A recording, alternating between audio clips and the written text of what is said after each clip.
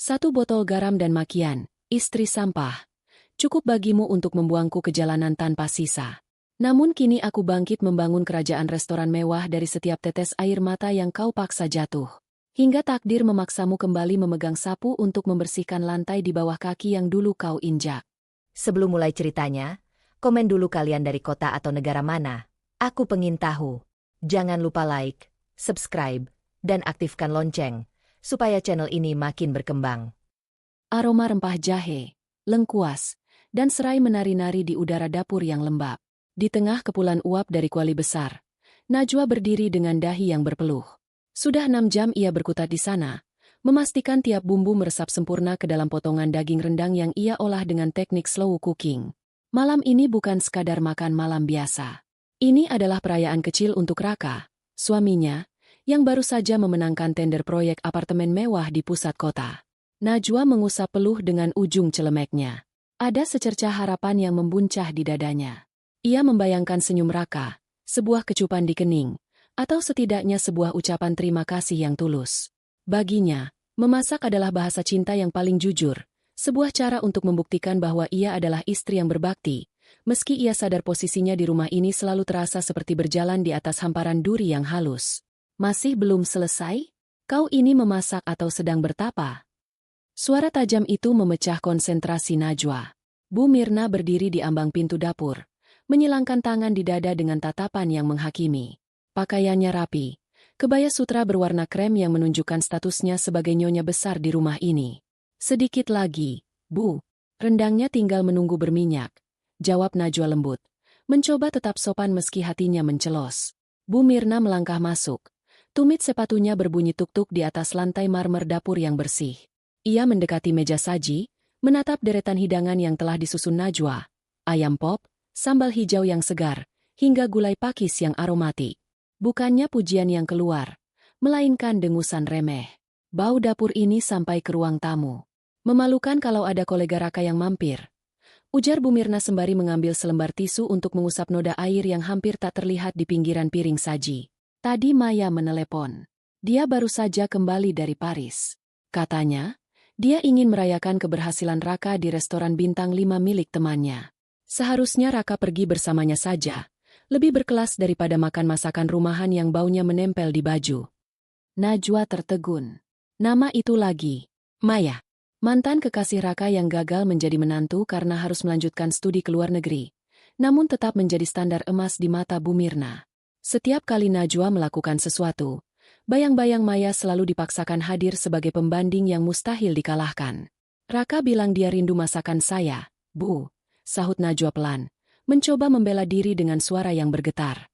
Raka hanya kasihan padamu, Najwa. Dia tidak ingin melukai perasaanmu yang sensitif itu. Bu Mirna mendekat. Aromanya yang tajam karena parfum mahal kini memenuhi ruang pribadi Najwa. Maya itu wanita karir. Dia tahu cara bicara di depan investor. Dia tahu selera kelas atas. Sedangkan kau? Bakatmu hanya di antara uap kompor dan belanjaan pasar. Jangan terlalu percaya diri. Tekanan di dada Najwa semakin menyesak. Ia ingin membantah. Ingin mengatakan bahwa ia juga memiliki mimpi sebelum memutuskan untuk mendedikasikan seluruh waktunya mengurus rumah ini. Namun, bayangan masa kecilnya, ketika ia harus selalu mengalah dan diam agar tidak ditinggalkan, membuat lidahnya keluh. Tak lama kemudian, suara mobil Raka terdengar memasuki gerbang. Najwa bergegas merapikan rambutnya yang sedikit berantakan. Ia menarik napas panjang, mencoba membuang sisa-sisa sakit hati dari ucapan mertuanya. Ia ingin menyambut Raka dengan wajah paling cerah. Raka masuk ke ruang makan dengan setelan jas yang tersampir di lengan. Wajahnya tampak lelah. Namun ada gurat kebanggaan di sana. Mas, selamat di atas proyeknya. Najwa mendekat, hendak mengambil tas kerja suaminya. Raka hanya mengangguk singkat, membiarkan Najwa mengambil tasnya tanpa menatap matanya. Ya, melelahkan sekali hari ini. Ayo makan, Raka. Istrimu ini sudah seharian di dapur sampai baunya seperti bumbu dapur. Sambut Bu Mirna dengan nada yang tiba-tiba berubah manis namun tetap mengandung sindiran.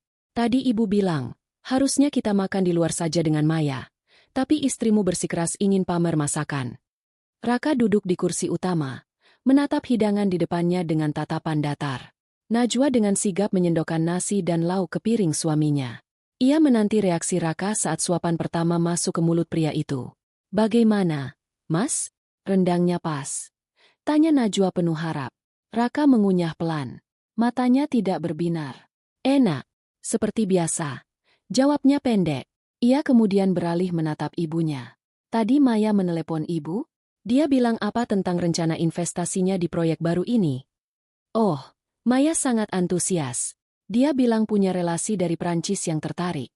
Wanita itu memang luar biasa. Ya? Sudah cantik. Pintar bisnis pula. Tidak heran dia sukses besar. Bu Mirna melirik Najwa dengan sudut matanya yang tajam. Raka, kau harus sering-sering bertemu Maya. Dia bisa membantumu lebih dari sekadar mengurus urusan perut. Najwa merasa dirinya perlahan memudar di meja makan itu. Percakapan mengalir di antara ibu dan anak itu, membahas dunia yang tidak Najwa pahami, sementara ia hanya menjadi pelayan yang mengisi gelas air yang kosong. Setiap kali Raka tertawa mendengar cerita ibunya tentang Maya, Najwa merasa ada bagian dari dirinya yang retak. Ia bukan sekadar merasa tidak dianggap, ia merasa sedang dihapus secara perlahan dari narasi kehidupan Raka. Malam itu, setelah makan malam selesai dan Bu Mirna sudah masuk ke kamarnya, Najwa mencuci piring di dapur dalam kesunyian yang mencekam. Dina, Art yang biasanya membantunya, sudah ia suruh istirahat lebih awal karena merasa tidak enak hati melihat gadis itu kelelahan. Najwa menatap pantulan dirinya di jendela dapur yang gelap. Ia tampak kusam, jauh dari citra Maya yang digambarkan Bu Mirna sebagai wanita yang bersinar di bawah lampu-lampu Paris. Luka batinnya yang selama ini ia tekan kembali berdenyut. Rasa takut akan kegagalan menjadi seorang istri yang sempurna. Raka masuk ke dapur untuk mengambil air minum. Najwa berhenti sejenak. Tangannya yang masih basah bersandar di tepi wastafel. Mas, besok aku mau buatkan sarapan spesial untukmu.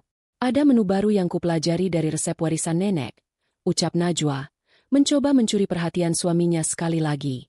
Raka meneguk airnya, lalu menaruh gelas dengan bunyi denting yang dingin di atas meja. Terserah kau saja, Najwa, tapi jangan terlalu lama di dapur. Besok pagi ibu minta aku menemaninya bertemu Maya untuk diskusi bisnis. Jangan sampai aku terlambat karena menunggumu menyiapkan meja. Raka berlalu begitu saja, meninggalkan Najwa dalam kehampaan dapur yang luas. Keputusan Raka untuk lebih mementingkan pertemuan dengan Maya daripada momen sarapan mereka membuat sesuatu di dalam diri Najwa bergejolak. Ia merasa harus melakukan sesuatu yang lebih. Sesuatu yang akan membuat Raka menyadari bahwa dialah yang paling mengenal selera pria itu. Bukan Maya, bukan siapapun. Najwa melangkah menuju lemari penyimpanan bumbu rahasianya. Ia mengambil sebuah stoples kaca berisi bahan-bahan langka yang jarang ia gunakan. Ia memutuskan untuk menyiapkan hidangan pembuka yang sangat kompleks untuk sarapan besok, yang membutuhkan persiapan sepanjang malam. Ia tidak peduli jika ia tidak tidur. Ia harus membuktikan bahwa ia berguna. Ia akan mempertaruhkan seluruh energi dan sisa harga dirinya pada masakan besok pagi, berharap rasa akan mampu mengalahkan ambisi. Matahari baru saja merangkak naik, namun dapur kediaman Raka sudah dipenuhi uap panas yang membumbung. Najwa berdiri dengan tumpuan kaki yang gemetar. Kelopak matanya terasa berat dan panas setelah terjaga sepanjang malam demi mengolah seafood bis kental dengan bumbu rempah rahasia yang ia siapkan dengan ketelitian luar biasa. Ia mengabaikan rasa pegal di pinggangnya. Baginya, setiap tetes keringat ini adalah investasi untuk mempertahankan martabatnya sebagai seorang istri di mata Raka. Pagi ini bukan sekadar sarapan biasa. Raka mengabari bahwa Pak Baskoro, seorang pengusaha kuliner kawakan sekaligus calon investor proyek barunya, akan datang berkunjung lebih awal sebelum mereka berangkat ke lokasi proyek. Ini adalah panggung yang Najwa ciptakan sendiri. Ia ingin membuktikan bahwa seleranya tidak kalah kelas dengan restoran bintang 5 manapun yang sering dibanggakan oleh mertuanya. Baunya lumayan. Suara dingin itu muncul dari arah pintu. Najwa menoleh dan mendapati Bu Mirna sudah berdiri di sana, mengamati dengan tatapan yang sulit diartikan. Di belakangnya, Dina, sang asisten rumah tangga yang baru bekerja 2 bulan, tampak ragu-ragu membawa nampan berisi gelas-gelas kristal. Dina hanya menunduk, tidak berani menatap mata Najwa, seolah ada beban besar yang ia sembunyikan di balik pundaknya yang kaku. Terima kasih, Bu. Ini resep khusus yang saya siapkan untuk Pak Baskoro, ujar Najwa dengan suara serak. Ia mencoba tersenyum, meski batinnya menjerit karena kelelahan. Jangan terlalu percaya diri. Pak Baskoro itu lidahnya sangat pemilih. Kalau kau gagal, kau tidak hanya mempermalukan dirimu sendiri, tapi juga menghancurkan masa depan Raka. Bu Mirna melangkah mendekat. Jarinya mengusap pinggiran panci stainless steel yang masih panas. Dina, ikut saya ke gudang sebentar. Ada taplak meja yang harus dicari. Najwa membiarkan mereka pergi. Ia harus ke kamar mandi sejenak untuk membasuh wajahnya yang tampak kusam agar tidak memalukan saat menyambut tamu. Hanya butuh 3 menit bagi Najwa untuk mencuci muka dan merapikan rambutnya yang sedikit berantakan. Namun, dalam 3 menit yang sunyi itu, Bu Mirna kembali ke dapur dengan langkah yang sangat ringan, hampir tanpa suara. Tangannya meraih botol garam besar yang tergeletak di atas meja. Dengan gerakan yang cepat dan penuh kebencian, ia membuka tutupnya dan menumpahkan hampir separuh isi botol itu ke dalam panci sup seafood yang masih mendidih. Ia mengaduknya sekali dengan sendok besar, memastikan kristal-kristal asin itu larut sempurna ke dalam kaldu kental yang tadinya gurih dan manis. Dina berdiri di sudut pintu dapur. Matanya membelalak melihat tindakan sang majikan besar. Ia ingin berteriak, namun tatapan tajam Bu Mirna yang seolah berkata, "Buka mulut dan kau akan hancur," membuat lidah gadis muda itu mendadak keluh. Dina hanya bisa meremas ujung seragamnya, menyimpan rahasia busuk itu dalam diam yang menyiksa.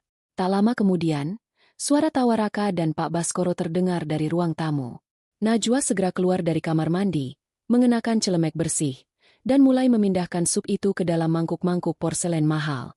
Ia tidak sempat mencicipinya kembali karena Raka sudah memanggil dengan nada tidak sabar. "Najwa, cepat sajikan. Pak Baskoro tidak punya banyak waktu," seru Raka. Najwa membawa nampan itu ke ruang makan. Pak Baskoro, seorang pria parubaya dengan aura berwibawa, tersenyum ramah. "Wah, aromanya sangat menggugah selera. Jarang-jarang saya melihat pengusaha muda yang istrinya masih mau turun langsung ke dapur untuk menjamu tamu." Raka tampak bangga meski wajahnya tetap kaku. "Najwa memang suka memasak. Pak, silakan dicicipi." Bu Mirna duduk di samping Raka. Wajahnya tampak tenang dan anggun, seolah-olah ia adalah malaikat pelindung di rumah itu. Najwa meletakkan mangkuk di depan Pak Baskoro, lalu di depan Raka. Ia berdiri dengan tangan bertaut di depan perut, menanti dengan jantung yang berdegup kencang. Pak Baskoro mengambil sendok peraknya, menyendok sedikit kaldu berwarna jingga itu, dan memasukkannya ke mulut. Detik berikutnya, wajah Pak Baskoro berubah drastis. Ia langsung meraih serbet dan memuntahkan kembali makanan itu ke dalamnya. Ia terbatuk-batuk kecil. Wajahnya memerah karena rasa asin yang menyengat saraf lidahnya. Raka tertegun, lalu dengan cepat menyendok sup miliknya sendiri untuk memastikan. "Ugh, apa-apaan ini?" Raka memuntahkan sup itu langsung ke atas lantai marmer. Ia membanting sendoknya hingga menimbulkan denting yang memekakan telinga. "Najwa, kau mau meracuni kami?" Najwa mematung. Kepalanya mendadak kosong. "Mas, tidak mungkin, aku sudah masak dengan benar." "Benar katamu? Ini bukan makanan. Ini sampah." Raka berdiri. Wajahnya merah padam karena malu di depan Pak Baskoro yang kini sedang meneguk air putih dengan terburu-buru. "Kau tahu berapa nilai proyek yang sedang aku pertaruhkan di sini? Dan kau menghancurkannya dengan masakan busuk ini?" Bu Mirna ikut berdiri. Wajahnya menunjukkan pura-pura terkejut yang sangat dramatis. "Ya Tuhan, Najwa, ibu sudah bilang jangan terlalu percaya diri. Kalau kau tidak bisa masak, katakan saja. Jangan memaksakan diri sampai membuat Raka malu seperti ini. Kau ini sebenarnya niat jadi istri atau tidak?" Saya tidak memasukkan garam sebanyak itu, Mas. Sumpah." Najwa mendekati panci yang tadi ia bawa, mencoba mencari jawaban di tengah badai emosinya yang hancur. "Cukup," bentak Raka. Ia melangkah mendekati Najwa, menatapnya dengan pandangan yang penuh kebencian yang belum pernah dilihat Najwa sebelumnya. "Aku sudah lelah dengan ketidakbergunaan. Di luar sana, wanita seperti Maya bisa membantuku dalam bisnis, sedangkan kau? Mengurus satu panci sup saja kau gagal total. Mas, tolong dengarkan aku." "Diam kau, istri sampah." Suara Raka menggelegar di ruang makan. "Aku tidak butuh beban sepertimu di rumah ini. Aku malu punya istri yang hanya bisa merusak segalanya." Raka menarik napas panjang. Matanya menatap tajam tepat ke manik mata Najwa yang mulai basah oleh air mata. "Najwa binti Abdullah, hari ini, detik ini juga, aku ceraikan kamu. Talak 1 untukmu." Hening. Ruang makan itu mendadak terasa seperti ruang hampa udara bagi Najwa. Pak Baskoro hanya bisa menunduk, merasa tidak enak berada di tengah kemelut rumah tangga tersebut. sementara Bu Mirna menyeringai tipis yang hampir tak terlihat. Najwa merasa dunianya runtuh. Semua pengorbanan, rasa lelah, dan cinta yang ia tuangkan ke dalam masakan itu seolah dilemparkan ke selokan. Ia menatap Raka, mengharap ada sedikit keraguan di mata suaminya. Namun yang ia temukan hanyalah kekerasan hati yang absolut. Najwa tidak menangis terseduh-seduh. Rasa sakitnya terlalu dalam hingga air matanya justru mengering di sudut mata. Ia melepas celemeknya dengan tangan yang bergetar hebat. Ia melirik arah Dina yang berdiri di kejauhan dengan wajah pucat. Lalu beralih ke Bu Mirna yang kini memeluk bahu Raka seolah sedang menenangkan putranya. Tanpa berkata sepatah kata pun, Najwa berbalik. Ia masuk ke dalam kamar, bukan untuk meratap, melainkan untuk mengambil sebuah tas kecil. Ia tidak mengambil perhiasan emas yang dibelikan Raka atau baju-baju mahalnya. Ia hanya mengambil sebuah pisau dapur kecil kesayangannya yang ia beli dengan uang tabungannya sendiri sebelum menikah, dan sebuah buku catatan kumal berisi resep-resep aslinya yang belum pernah ia tunjukkan pada siapapun. Najwa keluar dari kamar dengan kepala tegak, meski kakinya terasa seperti terbuat dari kapas. Ia melewati Raka dan Bu Mirna tanpa menoleh lagi. Saat mencapai pintu depan, ia berhenti sejenak. Ia merogoh saku gamisnya, mengeluarkan kunci rumah itu, dan meletakkannya di atas meja konsol. Najwa melangkah keluar ke bawah terik matahari pagi yang mulai menyengat. Ia tidak memiliki tujuan pasti, namun tangannya meraba ponsel di sakunya. Ia mencari satu nama yang selama ini ia abaikan karena dilarang oleh Raka, Santi. Dengan jempol yang gemetar, ia mengetikkan sebuah pesan singkat yang akan mengubah seluruh hidupnya mulai hari ini. Langkah kaki Najwa terasa berat. Seolah-olah aspal yang dipijaknya berubah menjadi lumpur hisap yang ingin menelan tubuhnya bulat-bulat. Di tangannya, sebuah tas kain kusam berisi pisau dapur kesayangan dan buku catatan resep tanpa kontras dengan deretan rumah megah yang baru saja ia tinggalkan. Suara Raka yang meneriakkan kata, "Talak," masih menggema di telinganya, berbaur dengan denging knalpot kendaraan yang lalu lalang. Ia tidak menoleh lagi. Baginya, gerbang besi hitam tinggi itu kini bukan lagi pintu rumah, melainkan mulut monster yang baru saja memuntahkannya setelah mengunyah habis seluruh harga dirinya. Di balik jendela lantai 2 rumah itu, Bu Mirna berdiri dengan senyum kemenangan yang tak lagi disembunyikan. Ia segera meraih ponsel pintarnya, mengabaikan piring-piring sup yang masih berserakan di ruang makan. "Maya, sayang, kau di mana? Datanglah ke rumah sekarang. Raka sedang butuh teman bicara, dan sepertinya posisi yang ibu janjikan padamu sudah kosong," ucap Bu Mirna dengan nada riang yang kontras dengan suasana duka yang seharusnya menyelimuti sebuah perceraian. Tidak butuh waktu lama bagi Maya untuk muncul. Wanita itu datang dengan mobil sedan merah menyala, mengenakan terusan sutra yang sangat rapi, seolah memang sudah bersiap di balik tikungan untuk momen ini. Maya masuk ke rumah Raka bukan sebagai tamu, melainkan sebagai penakluk.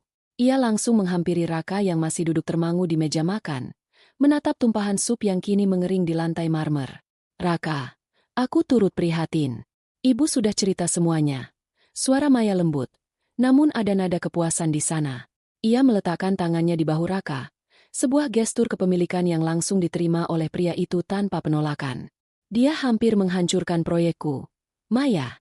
"Dia sengaja," geram Raka, mencari pembenaran atas emosinya yang meluap. "Sudahlah, mungkin memang dunianya hanya sebatas bumbu dapur yang berantakan. Kau butuh seseorang yang bisa berdiri di sampingmu, bukan di belakangmu hanya untuk mencuci piring," timpal Maya halus. Bu Mirna mengangguk setuju, membiarkan Maya mulai mengarahkan narasi di rumah itu, menggantikan keberadaan Najwa seolah wanita itu hanya sebutir debu yang baru saja disapu bersih. Sementara itu, di sudut kota yang lebih bising dan berdebu, Najwa tersungkur di sebuah bangku kayu panjang. Pandangannya mengabur.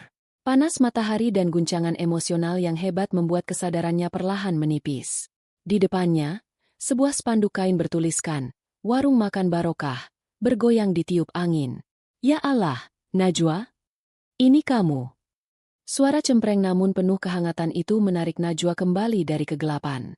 Santi, wanita bertubuh subur dengan celemek yang penuh noda kunyit, berlari keluar dari warungnya.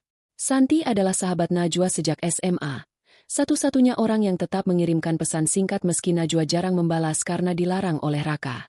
Bagi Santi, Najwa adalah permata yang salah tempat, dan melihat sahabatnya dalam kondisi hancur seperti ini membuat dadanya sesak. "Santi." Hanya itu yang mampu keluar dari bibir Najwa sebelum tubuhnya lunglai ke pelukan sahabatnya. Santi dengan sigap memapah Najwa masuk ke bagian belakang warungnya yang sempit namun bersih. Ia mendudukkan Najwa di sebuah dipan kayu, lalu menyodorkan segelas teh hangat yang aromanya sangat menenangkan. Minum dulu. Jangan bicara apa-apa. Napas dulu. Wah, ujar Santi tegas namun lembut. Ia menyeka keringat di dahi Najwa dengan handuk kecil. Najwa menyesap teh itu perlahan. Rasa hangatnya mulai mencairkan kekakuan di dadanya. Ia menatap sekeliling warung Santi yang sederhana. Panci-panci besar, tumpukan piring plastik, dan aroma tumisan bawang yang jujur. Sangat berbeda dengan dapur mewahnya yang terasa dingin dan penuh tekanan. Dia menceraikanku, San. Di depan tamu pentingnya. Gara-gara masakanku asin, katanya aku istri sampah. Bisik Najwa. Air matanya akhirnya luruh juga, membasahi pipinya yang kuyu. Santi menggebrak meja kecil di samping dipan. Kurang ajar. Aku tahu lidahmu. Wah, kamu tidak mungkin melakukan kesalahan sekonyol itu. Pasti ada yang tidak beres di rumah itu. Najwa terdiam, merenungi ucapan Santi. Bayangan Bu Mirna yang masuk ke dapur sesaat sebelum sup disajikan kembali melintas. Namun, rasa rendah diri yang telah ditanamkan bertahun-tahun oleh mertuanya membuatnya ragu. Apakah ia benar-benar seburuk itu? Apakah ia memang tidak berguna jika tidak berada di samping Raka? Aku tidak punya apa-apa lagi. Santi. Rumah, uang, suami, semuanya hilang dalam satu suapan sup. Najwa meremas buku catatan resep di pangkuannya. Santi duduk di samping Najwa, menggenggam tangan sahabatnya yang kasar karena terlalu banyak bekerja di rumah Raka. Kamu punya tangan ini. Wah, kamu punya otak yang hafal ribuan rasa. Kamu pikir warungku ini bisa bertahan tanpa saran-saranmu dulu lewat telepon? Kamu itu guru masakku.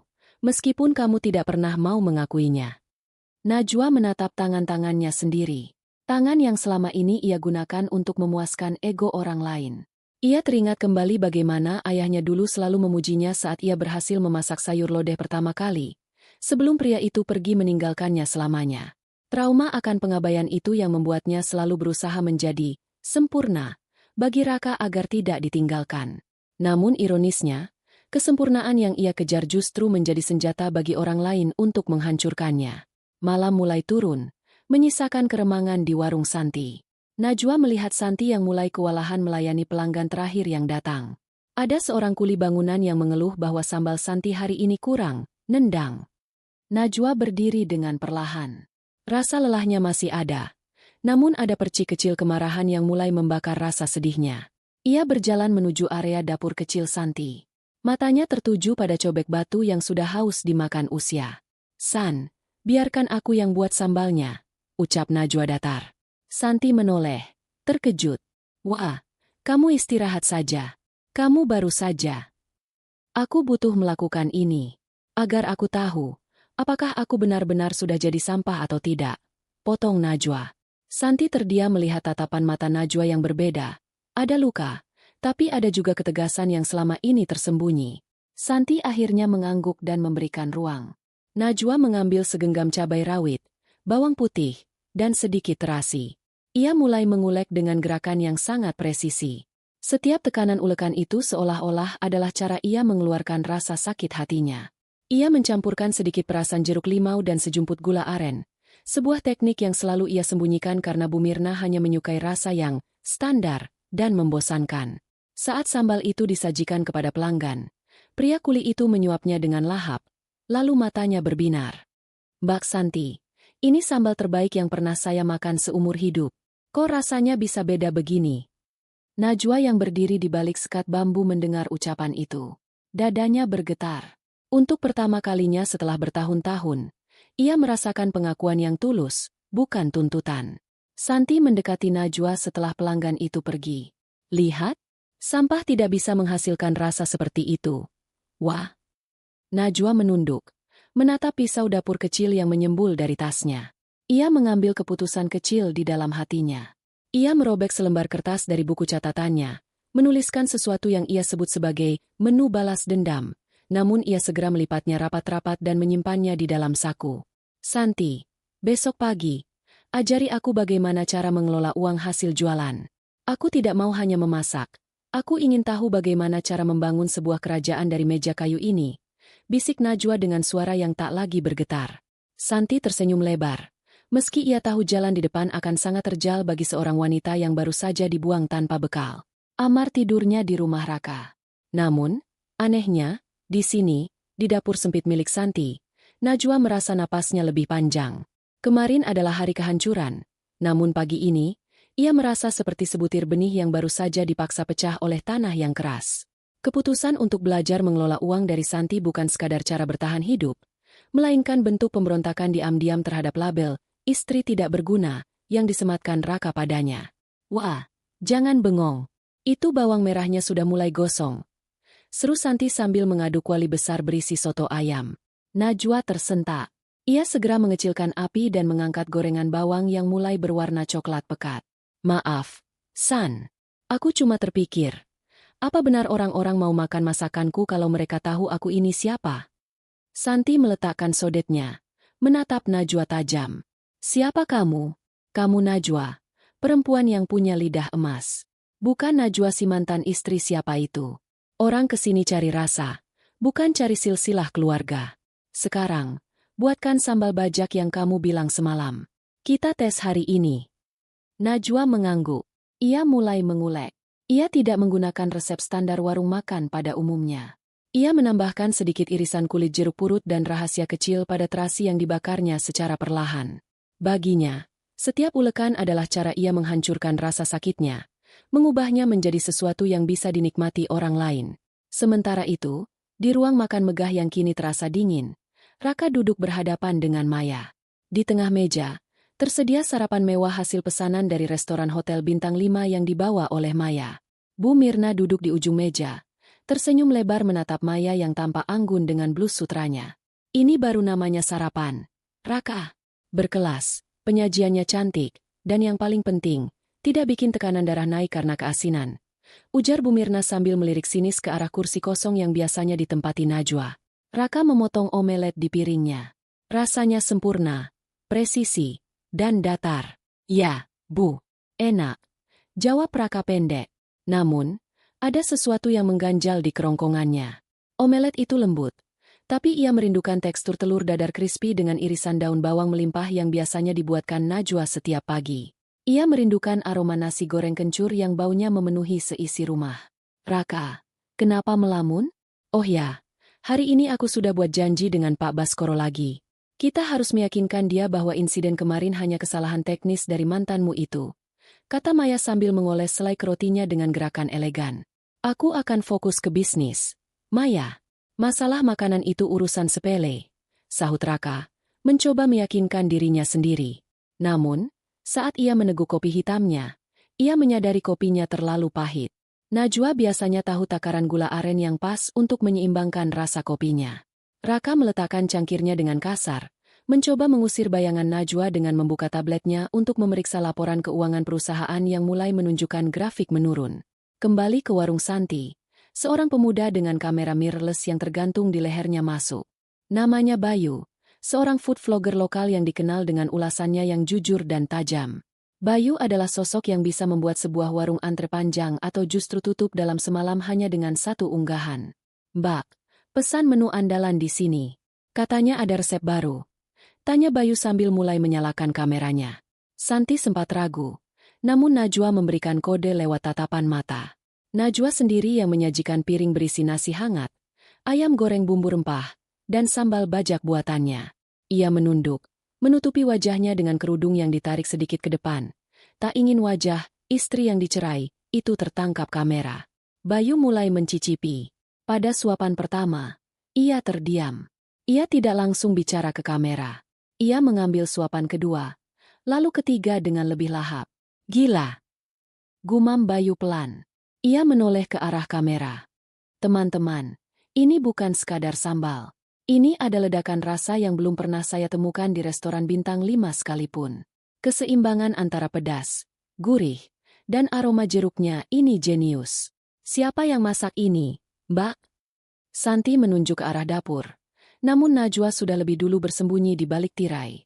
Bayu tidak menyerah. Ia mengambil foto estetis dari hidangan tersebut dan mengunggahnya ke media sosial dengan caption, menemukan permata tersembunyi di pinggiran kota. Sambal, air mata. Begitu saya menyebutnya karena rasanya seolah punya cerita. Dalam hitungan jam, unggahan itu dibagikan ribuan kali. Notifikasi di ponsel Santi tidak berhenti berbunyi. Sore harinya, warung barokah yang biasanya hanya dikunjungi kuli bangunan, tiba-tiba dipenuhi oleh anak muda bermotor dan orang-orang berpakaian rapi yang turun dari mobil. Mereka semua mencari sambal air mata. Najwa berdiri di balik sekat dapur. Tangannya gemetar melihat antrean yang mengular. Ada rasa takut yang menyeruak. Takut jika kesuksesan ini akan menarik perhatian orang-orang dari masa lalunya. Namun, saat ia melihat Santi yang tersenyum lebar sambil menghitung lembaran uang ribuan yang mulai menumpuk di laci, Najwa merasa ada sesuatu yang mengeras dalam dirinya. Malam itu, setelah warung tutup, Najwa tidak langsung beristirahat. Ia duduk di lantai dapur yang dingin, menghitung sisa bahan baku. Ia menyadari satu hal, ia butuh identitas baru agar tidak mudah dilacak oleh Raka, namun ia juga butuh pengakuan. Najwa mengambil spidol hitam besar. Di atas papan menu kayu yang sudah usang, ia tidak lagi menuliskan nama menu secara umum. Ia menuliskan sebuah nama baru untuk dirinya di warung itu. Sebuah nama yang akan menjadi awal dari merek bisnisnya kelak. Ia mengambil risiko kecil malam itu dengan mengubah sistem pembayaran di warung Santi menjadi sistem deposit untuk pesanan besok. Sebuah langkah berani untuk memastikan modal mereka berputar lebih cepat, tanpa berkonsultasi lebih dulu dengan Santi yang masih terlelap karena kelelahan.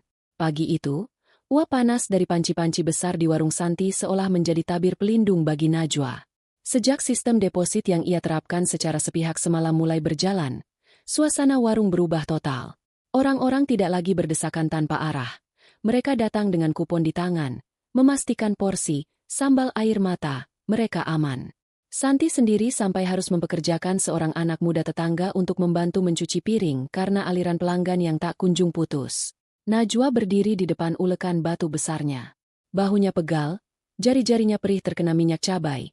Namun ada kepuasan aneh yang merayap di dadanya setiap kali melihat laci uang Santi penuh. Namun, di tengah keriuhan itu, rasa cemas tetap mengintai. Ia merasa seperti seorang pelarian yang sedang membangun menara di tengah alun-alun kota. Megah, namun sangat mudah ditemukan. Wah, ada pelanggan di meja nomor 4. Dia tidak mau pakai kupon. Maunya bicara langsung dengan Koki yang buat sambal ini. Bisik Santi dengan wajah pucat. Matanya melirik ke arah luar. Najwa mengelap tangannya pada celemek kusam. Sudah kubilang, San, aku tidak mau keluar. Bilang saja Kokinya sedang sibuk. Masalahnya, dia bukan pelanggan biasa. Wah, dia datang pakai mobil mewah yang parkirnya sampai menutup setengah jalan depan. Dan, aku kenal wajahnya. Itu Pak Baskoro, lanjut Santi. Suaranya hampir hilang tertelan deru penggorengan. Jantung Najwa seakan berhenti berdetak. Nama itu adalah petir di siang bolong. Pak Baskoro adalah saksi kunci kehancurannya.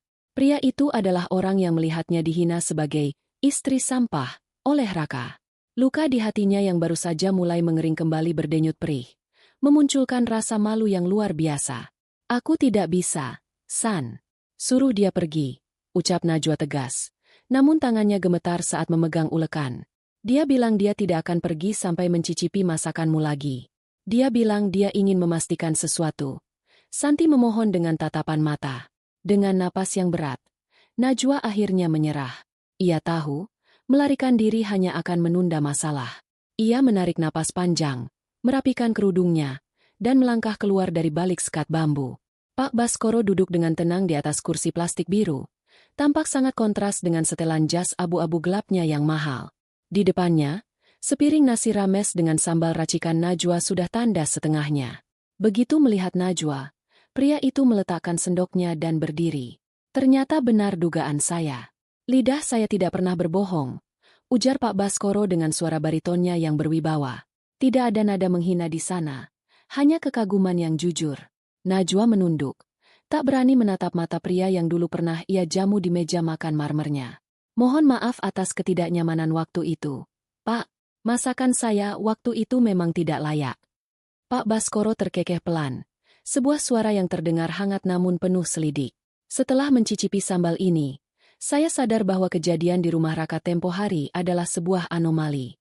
Mustahil orang yang bisa menciptakan keseimbangan rasa sekompleks ini bisa menumpahkan sebotol garam secara tidak sengaja.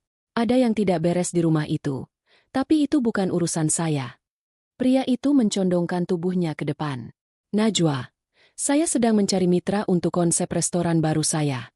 Saya butuh tangan yang punya jiwa, bukan sekadar koki yang bekerja berdasarkan sop. Saya menawarkan kerjasama besar. Saya siapkan tempatnya, modalnya, dan manajemennya. Kamu hanya perlu membawa resep dan namamu. Dunia seolah berputar bagi Najwa. Tawaran ini adalah tangga menuju langit. Sebuah kesempatan untuk keluar dari lubang kemiskinan dan membuktikan diri. Namun, di saat yang sama, rasa takut mencekiknya. Jika saya menerima ini, semua orang akan tahu saya di mana. Raka akan tahu, bisik Najwa, lebih kepada dirinya sendiri. Justru itu intinya, bukan? Pak Baskoro menyilangkan tangannya. Raka sedang kesulitan mencari investor setelah proyek apartemennya tersendat karena masalah internal. Jika kamu muncul dengan restoran mewah di bawah naungan saya, kamu bukan lagi mantan istri yang dia buang. Kamu adalah pesaing bisnisnya. Kamu adalah ancaman bagi egonya. Pilihan itu menghantam batin Najwa dengan keras. Di satu sisi, ia ingin tetap tersembunyi, hidup tenang di warung Santi, dan mengubur masa lalunya dalam-dalam. Namun, di sisi lain, bayangan wajah Bu Mirna yang menyeringai dan kata-kata, istri sampah, dari Raka terus berputar seperti kaset rusak di kepalanya. Bisakah ia hidup dengan rasa takut selamanya? Ataukah ia harus menggunakan rasa sakit itu sebagai bahan bakar untuk membakar habis kesombongan mereka? Saya butuh waktu untuk berpikir, Pak, jawab Najwa. Suaranya terdengar lemah di antara suara bising jalanan. Waktu adalah kemewahan yang tidak dimiliki pebisnis. Najwa. Tapi saya akan beri kamu waktu sampai besok pagi. Pak Baskoro mengeluarkan sebuah kartu nama berwarna emas dari sakunya dan meletakkannya di atas meja kayu yang berminyak. Pikirkan baik-baik. Apakah kamu ingin terus bersembunyi di dapur sempit ini? Atau berdiri di dapur yang akan membuat mantan suamimu berlutut memohon meja cadangan? Setelah Pak Baskoro pergi, Najwa kembali ke dapur. Ia tidak melanjutkan memasak. Ia duduk di sudut, menatap kartu nama emas itu. Santi mendekat, tidak berani bertanya, hanya memegang bahu sahabatnya itu sebagai bentuk dukungan. Najwa merasakan tekanan emosional yang luar biasa. Ia merasa seperti berdiri di tepi tebing. Jika ia melompat, ia bisa terbang atau hancur berkeping-keping. Pikirannya melayang pada Raka, yang mungkin saat ini sedang menikmati makan malam mewah bersama Maya, tanpa tahu bahwa wanita yang dia buang sedang memegang kunci menuju kejatuhannya. Malam harinya, saat warung sudah gelap dan hanya diterangi lampu jalan yang temaram, Najwa mengambil buku catatan resepnya. Ia membuka halaman paling belakang yang masih kosong. Dengan tangan yang mantap, ia merobek kartu nama Pak Baskoro menjadi 2 bagian, namun ia tidak membuangnya. Ia menempelkan potongan kartu itu di halaman terakhir bukunya dengan sisa nasi yang ia lumatkan sebagai perekat. Ia kemudian mengambil ponselnya, mencari nomor yang tertera di sana, dan mengetikkan sebuah pesan singkat yang hanya berisi 1 kata, tanpa penjelasan lebih lanjut, lalu segera mematikan ponselnya seolah takut akan konsekuensi dari jarinya sendiri. Suasana di kantor pusat Raka Properti biasanya dipenuhi dengan hiruk-pikuk aktivitas karyawan yang penuh semangat. Namun pagi ini, kesunyian yang mencekam menggantung di udara seperti kabut tebal. Raka duduk di balik meja eksekutifnya, menatap layar monitor yang menampilkan grafik berwarna merah menyala. Saldo kas perusahaannya merosot tajam ke titik yang paling mengkhawatirkan sejak ia mendirikan bisnis ini 5 tahun lalu. Pikirannya kalut. Keputusan Pak Baskoro untuk menarik diri setelah insiden makan malam itu ternyata bukan sekadar gertakan. Mundurnya investor kawakan tersebut memicu efek domino. Bank mulai meninjau ulang suku bunga pinjamannya, dan beberapa subkontraktor mulai menagih pembayaran yang tertunda. Raka, kenapa wajahmu ditekuk begitu? Seharusnya kau senang. Kita baru saja mendapatkan akses ke Global Crypto Real Estate. Suara Maya memecah keheningan. Ia melangkah masuk dengan gaya angkuh, menjinjing tas bermerek yang harganya setara dengan gaji 1 tahun karyawan senior di sana. Maya meletakkan sebuah dokumen di atas meja Raka. Ini kesempatan kita, Raka. Jika kau memindahkan sisa dana proyek apartemen ke investasi ini, dalam 3 bulan kita akan mendapatkan keuntungan 3 kali lipat. Pak Baskoro akan menyesal telah meremehkanmu. Raka memijat pelipisnya. Maya, ini hampir setengah dari dana operasional. Jika ini gagal, proyek apartemen itu akan mangkrak. Kita bisa digugat oleh para pembeli unit. Maya mendekat, mengusap bahu Raka dengan lembut. Namun matanya memancarkan ketegasan yang manipulatif. Kau ingin tetap menjadi pengusaha kelas menengah yang takut mengambil risiko? Pak Baskoro mundur karena dia pikir kau tidak punya pendirian. Tunjukkan padanya bahwa kau bisa sukses tanpa dia. Aku sudah memeriksa profil perusahaannya. Mereka berbasis di luar negeri. Ini aman. Raka menatap dokumen itu. Logika bisnisnya mulai tumpul oleh rasa frustrasi dan harga diri yang terluka. Ia merindukan ketenangan yang dulu selalu ada di rumahnya. Teh hangat dan kalimat penenang dari Najwa yang selalu mengingatkannya untuk tetap membumi. Namun, egonya segera menepis bayangan itu. Baginya, Najwa hanyalah masa lalu yang melumpuhkan ambisinya. Dengan tangan yang sedikit gemetar, Raka meraih pena dan membubuhkan tanda tangan pada lembar persetujuan investasi tersebut. Ia tidak menyadari bahwa ia baru saja menyerahkan kunci rumahnya kepada pencuri. Sore harinya, tekanan untuk Raka tidak berkurang saat ia pulang ke rumah. Bu Mirna sudah menunggunya di ruang tengah dengan tumpukan brosur hotel berbintang dan daftar tamu undangan. Wajah wanita itu tampak berseri-seri. Sama sekali tidak menyadari bahwa fondasi ekonomi keluarganya sedang retak. Ibu sudah bicara dengan Maya tadi siang. Kami sepakat bulan depan adalah waktu yang tepat untuk pertunangan, dan bulan berikutnya pernikahan, ujar Bu Mirna tanpa basa-basi. Ibu tidak mau tetangga dan teman-teman sosialita ibu terus bertanya kenapa rumah ini tidak punya nyonya. Status sosial kita harus diperbaiki, Raka. Apalagi setelah berita perceraianmu mulai tersebar. Bu, bisnis sedang sulit. Bisakah kita tunda dulu? Raka mencoba memberikan pengertian.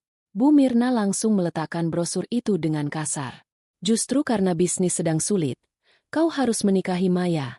Keluarga Maya punya koneksi luas. Menikah dengannya adalah pernyataan bahwa kau masih kuat, masih kaya. Kalau kau menunda, orang-orang akan berpikir kau bangkrut.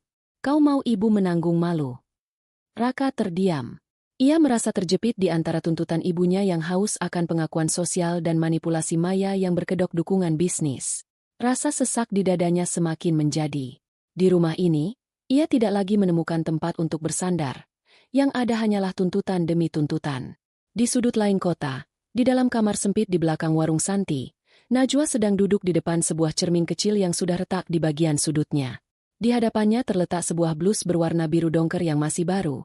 Pemberian dari Santi sebagai dukungan untuk pertemuan besok dengan Pak Baskoro. Najwa mengusap kain blus itu. Pikirannya melayang pada berita di portal bisnis lokal yang sempat ia baca di ponsel Santi tadi siang. Proyek apartemen Raka Properti terancam mangkrak akibat masalah likuiditas. Ada sekilas rasa iba yang muncul di hati Najwa, namun perasaan itu segera tertutup oleh rasa sakit yang kembali berdenyut saat ia mengingat bagaimana Raka memandangnya seperti sampah di depan Pak Baskoro. Ia menyadari satu hal. Rasa ibanya adalah kelemahan yang selama ini membuatnya tertindas. Wah, kamu masih bangun. Suara Santi terdengar dari balik pintu. Iya, San. Aku sedang bersiap, jawab Najwa. Santi masuk dan duduk di pinggir dipan. Kamu beneran siap? Wah, besok bukan cuma soal masak-memasak. Besok itu soal kamu masuk ke dunianya Raka. Kamu bakal jadi pusat perhatian. Kamu yakin gak bakal lari kalau nanti ketemu dia? Najwa menatap pantulan dirinya di cermin. Wajahnya yang dulu selalu terlihat kuyu dan penuh ketakutan, kini mulai menunjukkan garis-garis ketegasan. Matanya tidak lagi kosong. Aku sudah lari seumur hidupku, San. Kali ini, kalaupun aku harus hancur, aku ingin hancur saat sedang berjuang, bukan saat sedang melayani orang yang tidak menghargaiku, bisik Najwa. Konflik batinnya masih berkecamuk. Ia merasa seperti seorang pengkhianat bagi dirinya yang dulu penyabar. Namun ia juga merasa telah lahir kembali. Ia tahu bahwa menerima tawaran Pak Baskoro berarti ia akan menjadi musuh bagi pria yang pernah ia cintai sepenuh hati. Namun, bayangan ibunya yang selalu mengalah hingga akhir hayat membuat Najwa sadar bahwa kesabaran tanpa batas hanyalah nama lain dari penghancuran diri. Malam itu, sebelum mematikan lampu, Najwa mengambil buku resepnya. Ia tidak menuliskan resep baru. Sebaliknya, ia mengambil sebuah foto pernikahan kecil yang terselip di halaman tengah. Satu-satunya benda dari rumah Raka yang terbawa secara tidak sengaja. Tanpa keraguan, Najwa menyobek foto itu tepat di bagian tengah, memisahkan gambarnya dan gambar Raka. Ia tidak membuang sobekan gambar Raka. Ia melipatnya kecil-kecil dan memasukkannya ke dalam dompetnya, di tempat yang paling tersembunyi. Ia melakukan itu bukan sebagai kenangan, melainkan sebagai pengingat pahit yang harus ia bawa setiap kali ia merasa ingin menyerah. Sebuah tindakan kecil yang ia rasa perlu untuk menjaga api kemarahannya tetap menyala, Meski ia tahu itu adalah cara yang sangat berisiko untuk memotivasi diri. Blus biru dongker itu terasa sedikit kaku di bahu Najwa, seolah kain itu sendiri sedang menyesuaikan diri dengan tubuh wanita yang baru saja mengganti kulit lamanya. Di depannya, sebuah bangunan setengah jadi dengan perancah bambu berdiri kokoh. Debu semen dan aroma kayu potong memenuhi udara, namun bagi Najwa, ini adalah wangi kebebasan. Di atas pintu masuk, sebuah papan sementara bertuliskan, Lentera, terpasang miring. Nama itu adalah pilihannya. Sebuah cahaya kecil yang ia harap tidak akan pernah padam lagi oleh tiupan badai manapun. Jangan hanya menatap tembok. Restoran tidak berdiri karena lamunan.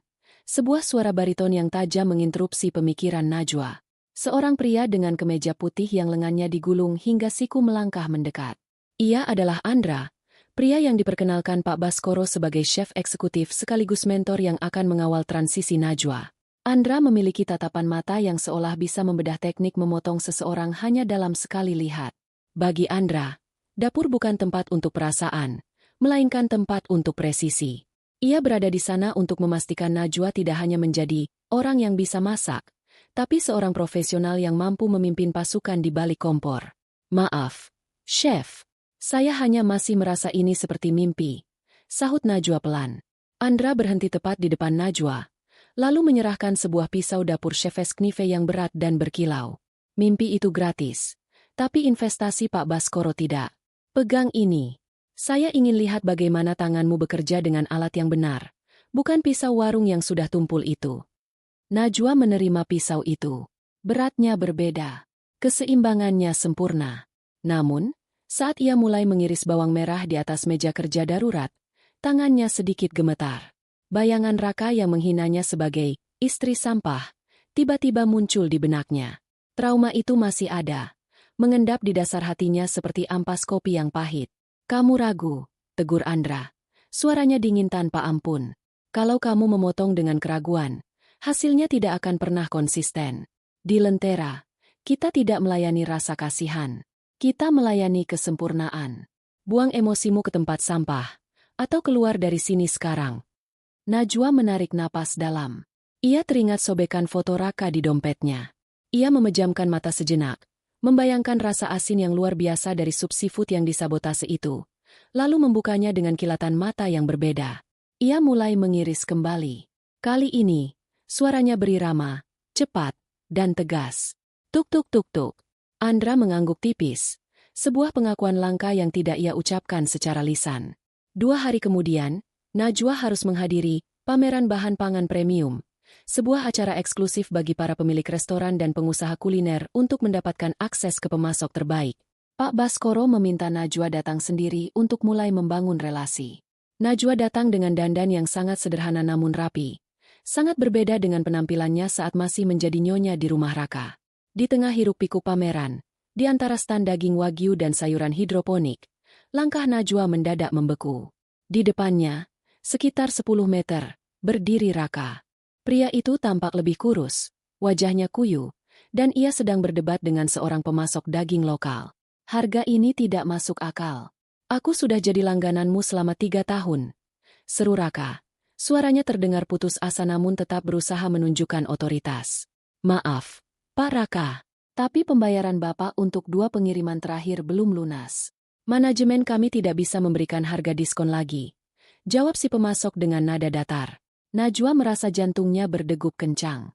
Ia ingin berbalik dan lari, namun kakinya seolah tertanam di lantai marmer itu. Rasa takut yang dulu selalu menguasainya kini berperang dengan harga diri yang baru saja ia bangun. Sebelum ia sempat memutuskan, Raka menoleh dan mata mereka bertemu. Raka tertegun sejenak. Ia melihat Najwa, namun bukan Najwa yang ia kenal. Najwa di depannya tampak bersih, tenang, dan mengenakan tanda pengenal bertuliskan, Lentera, Owner. Sesaat, ada kilatan keterkejutan di mata Raka. Namun dengan cepat ia menutupinya dengan senyum meremehkan yang sudah sangat akrab bagi Najwa.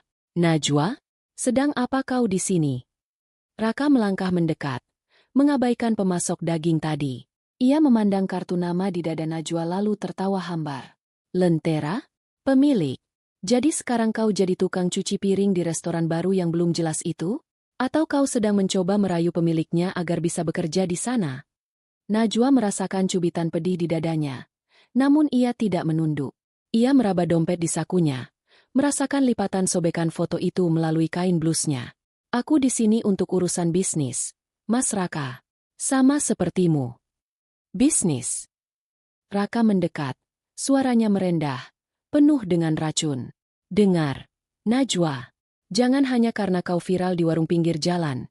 Kau pikir kau bisa sejajar denganku di tempat seperti ini. Kau itu sampah yang kubuang. Bau bumbu dapur itu tidak akan pernah hilang dari kulitmu. Meski kau pakai parfum semahal apapun. Restoranmu itu, Lentera, pasti akan padam sebelum bulan depan. Raka hendak melanjutkan hinaannya ketika Andra muncul dari belakang Najwa. Andra tidak berkata apa-apa. Ia hanya berdiri dengan postur tubuh yang dominan, menatap Raka dengan pandangan yang membuat pria itu merasa kerdil. Najwa, Pak Baskoro sudah menunggu di stan rempah eksklusif. Kita tidak punya waktu untuk melayani sales yang sedang mengeluh soal harga. Ucap Andra dengan nada yang sangat sopan namun mematikan. Wajah Raka memerah padam. Ia merasa terhina karena disamakan dengan sales di depan mantan istrinya.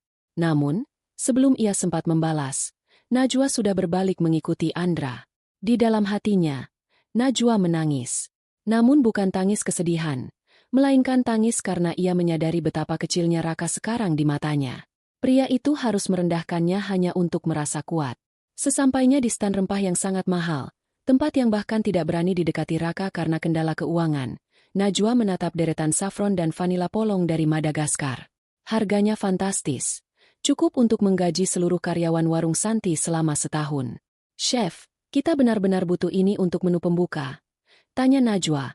Tangannya menyentuh kontra pemesanan yang disodorkan pemasok. Itu adalah pembeda antara restoran berkelas dan warung makan. Kalau kamu mau dia berlutut suatu saat nanti, kamu harus punya sesuatu yang tidak akan pernah bisa dia beli. Jawab Andra tanpa menoleh. Najwa menatap kontra itu. Ia tahu, menandatangani ini berarti ia menghabiskan hampir 40% anggaran bahan baku awal yang diberikan Pak Baskoro. Sebuah taruhan yang sangat besar.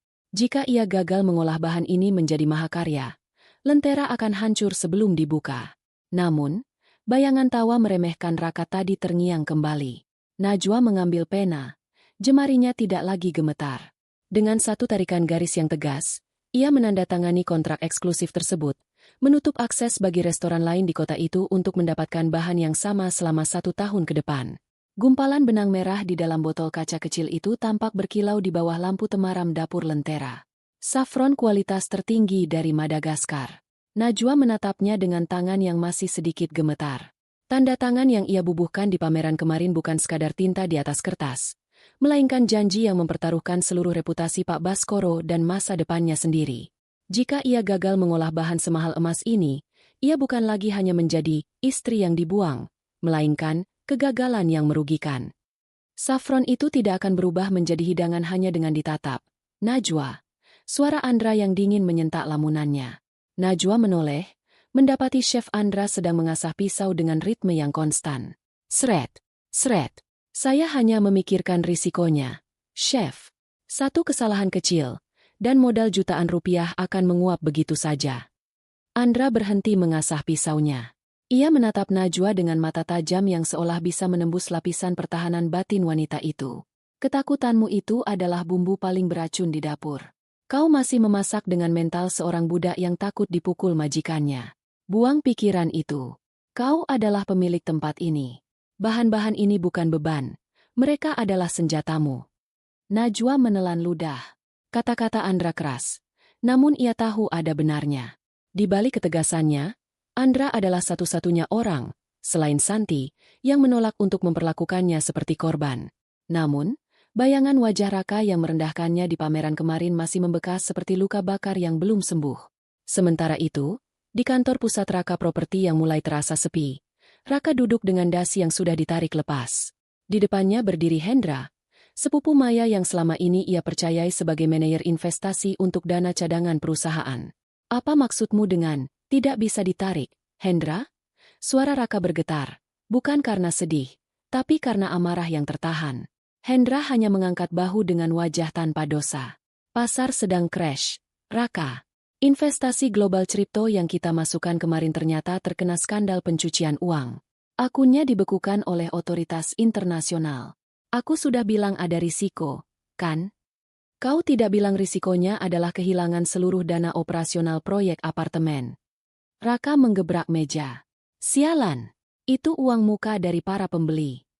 Maya, yang berdiri di sudut ruangan dengan menyilangkan tangan, tampak tidak sedingin biasanya. Ada kilat kegelisahan di matanya. Namun ia tetap berusaha tenang. Raka, jangan salahkan Hendra sepenuhnya. Kau sendiri yang menandatangani persetujuan itu. Kita harus cari jalan keluar lain. Jalan keluar apa lagi, Maya? Bentak Raka. Pak Baskoro sudah menutup pintu. Bank sudah memberikan peringatan terakhir. Rekening perusahaanku hampir nol. Maya tidak menjawab. Ia justru melirik ke arah Hendra. Sebuah tatapan rahasia yang tidak tertangkap oleh mata Raka yang sedang kalut. Di saat Raka berada di titik nadir, orang-orang terdekatnya mulai menyiapkan skoci untuk menyelamatkan diri mereka sendiri, meninggalkan Raka sendirian di kapal yang sedang karam. Kembali di dapur lentera, tekanan emosional Najwa mencapai puncaknya. Ia mencoba membuat risotto dengan infus saffron tersebut sebagai menu uji coba. Namun, setiap kali ia mengaduk beras arborio di dalam kaldu, ia teringat bagaimana Raka memaki masakannya sebagai sampah. Tangannya kaku. Rasa takut gagal membuatnya kehilangan insting terhadap rasa. Berhenti. Andra tiba-tiba berada di sampingnya, mematikan kompor dengan kasar. Najwa tersentak. Ada apa, Chef? Masakanmu hambar. Bukan karena kurang bumbu, tapi karena tidak ada nyawanya. Andra mengambil sendok, mencicipi sedikit kaldu, lalu membuangnya ke tempat cuci piring. Kau memasak untuk membuktikan pada suamimu bahwa kau berharga, bukan? Itu salah besar. Selama kau memasak untuk orang yang membencimu, kau tetap akan menjadi bayang-bayang. Najwa menunduk. Air mata mulai menggenang. Lalu saya harus memasak untuk siapa? Saya tidak punya siapa-siapa lagi. Andra memegang bahu Najwa, memaksanya untuk mendongak. Masaklah untuk anak perempuan kecil yang dulu pernah bangga karena berhasil memasak sayur lodeh untuk ayahnya. Masaklah untuk Najwa yang ingin berdiri tegak tanpa bantuan siapapun. Rasa sakitmu itu, jangan jadikan beban. Jadikan itu api. Berikan rasa sakit itu pada setiap suapan yang akan dimakan orang-orang nanti, agar mereka tahu bahwa di balik keindahan restoran ini, ada wanita yang sudah melalui neraka. Najwa tertegun. Kalimat Andra merobek selubung ketakutan yang menyelimutinya. Ia teringat kembali pada masa kecilnya, pada rasa bangga yang murni sebelum dunia orang dewasa dan pernikahan menghancurkannya. Ia menarik napas dalam-dalam, mengusap air matanya dengan punggung tangan, dan menatap panci itu dengan pandangan berbeda. Malam itu, Najwa tidak pulang ke rumah Santi. Ia meminta izin untuk tetap berada di dapur lentera. Ia mematikan lampu-lampu besar, menyisakan lampu kecil di area kerjanya. Dalam kesunyian, ia mulai bereksperimen lagi. Ia tidak mengikuti buku resep standar. Ia mulai mencampurkan teknik fine dining yang diajarkan Andra dengan rasa, kejujuran, dari warung pinggir jalan. Ia mengambil segenggam rempah tradisional yang biasa ia gunakan di warung Santi, lalu memadukannya dengan teknik ekstraksi modern untuk saffron mahalnya. Sebuah perpaduan yang sangat tidak lazim, berisiko merusak rasa mahal saffron dengan aroma rempah lokal yang kuat. Di ambang pintu dapur, Andra memperhatikan dalam diam.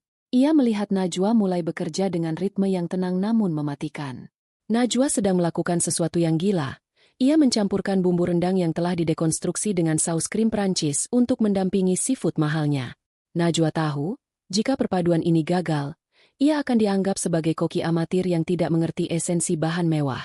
Namun, ia merasa perlu melakukan ini. Ia mengambil porsi kecil bumbu yang sedang ia racik, lalu memasukkannya ke dalam wadah kecil bertutup rapat. Ia menyelipkannya ke dalam sakunya. Ia berencana membawa sampel racikan, liar, ini besok pagi ke hadapan Pak Baskoro tanpa melalui persetujuan Chef Andra terlebih dahulu. Sebuah langkah yang bisa saja membuat Andra marah besar dan membatalkan bimbingannya. Namun Najwa merasa ini adalah satu-satunya cara untuk menemukan lentera-nya sendiri. Pena di tangan Najwa terasa jauh lebih berat daripada pisau dapur manapun yang pernah ia pegang. Di hadapannya, beberapa lembar dokumen tebal dengan materai yang sudah tertata rapi menanti sebuah goresan tinta. Ruangan kantor Pak Baskoro yang dingin dan beraroma kayu cendana itu mendadak terasa sesak. Najwa melirik ke arah Chef Andra yang berdiri di sudut ruangan dengan tangan bersedekap. Mentornya itu tidak memberikan senyuman, Hanya sebuah anggukan kecil yang seolah berkata, "Ini adalah jalan yang kau pilih, jangan berani-berani untuk gemetar." Semalam, Najwa telah melakukan sebuah pemberontakan kecil dengan membawa sampel saus fusion miliknya langsung ke hadapan Pak Baskoro tanpa izin Andra. Risiko itu terbayar. Pak Baskoro sangat menyukai keberanian rasa yang ditawarkan Najwa, yang disebutnya sebagai rasa luka yang matang. Namun, keberhasilan itu membawa beban baru di pundak Najwa. Menandatangani kontrak ini berarti ia secara resmi bukan lagi seorang istri yang terabaikan, melainkan direktur utama dari restoran mewah yang akan menjadi sorotan publik. Silakan, Najwa. Dengan tanda tangan ini, Lentera bukan lagi sekadar bangunan setengah jadi, tapi sebuah entitas bisnis yang sah, ujar Pak Baskoro dengan nada tenang namun penuh penekanan. Najwa menarik napas dalam, memejamkan mata sejenak, dan menyapukan tinta hitam itu di atas kertas. Detik itu juga, ia merasa sebuah rantai di kakinya putus, namun sebuah beban baru mendarat di bahunya. Di sisi lain kota, di kawasan perumahan elit yang selama ini menjadi benteng kesombongan Bu Mirna, suasana justru mencekam. Sebuah mobil sedan hitam dengan stiker logo sebuah bank swasta terparkir tepat di depan gerbang. Beberapa pria berseragam rapi dengan wajah tanpa ekspresi berdiri di sana, membawa papan pengumuman besar yang bertuliskan, "Tanah dan bangunan ini disita." Raka berdiri di teras rumah dengan kemeja yang kusut dan mata merah karena kurang tidur. Di sampingnya, Bu Mirna terduduk lemas di kursi rotan. Tangannya yang gemetar memegang dadanya yang terasa sesak. Wajah wanita itu yang biasanya dipenuhi riasan mahal kini tampak pucat dan menua 10 tahun dalam semalam. "Raka, katakan pada mereka ini salah paham. Bilang kalau Maya akan membantu kita." Rintih Bu Mirna dengan suara serak. Raka tidak menjawab. Ia berulang kali mencoba menghubungi nomor ponsel Maya, namun hanya suara operator yang menyambutnya. Maya, wanita yang selama ini dipuji ibunya sebagai penyelamat status sosial, mendadak menghilang bak ditelan bumi sejak Hendra mengonfirmasi bahwa dana investasi mereka menguap total. Pesan terakhir dari Maya hanya berisi kalimat dingin. "Aku tidak bisa mengaitkan namaku dengan pengusaha yang bangkrut, Raka. Kita harus jaga jarak untuk sementara waktu." "Maya tidak akan datang, Bu," bisik Raka akhirnya. Suaranya terdengar kosong, seolah nyawanya sudah lebih dulu pergi sebelum petugas bank mengetuk pintu. "Apa maksudmu? Dia calon istrimu. Dia punya koneksi." Bu Mirna mendadak histeris. Mencoba berdiri namun kepalanya berputar hebat. Tekanan darahnya melonjak drastis akibat stres yang bertubi-tubi. "Ibu tidak mau keluar dari rumah ini. Di mana kita akan tinggal?" "Malu, Raka, malu." Petugas bank melangkah maju, memberikan dokumen penyitaan terakhir. "Mohon maaf, Pak Raka. Sesuai prosedur kami memberikan waktu hingga sore ini untuk mengosongkan barang-barang pribadi. Listrik dan air akan segera diputus." Tepat saat itu, Bu Mirna jatuh terjatuh dari kursinya. Ia pingsan dengan napas yang pendek-pendek. Raka berteriak memanggil bantuan, namun di rumah besar itu, tidak ada lagi art yang tersisa. Dina sudah berhenti minggu lalu karena gajinya tak terbayar, dan Maya yang diharapkan menjadi sandaran justru menjadi orang pertama yang memutus komunikasi.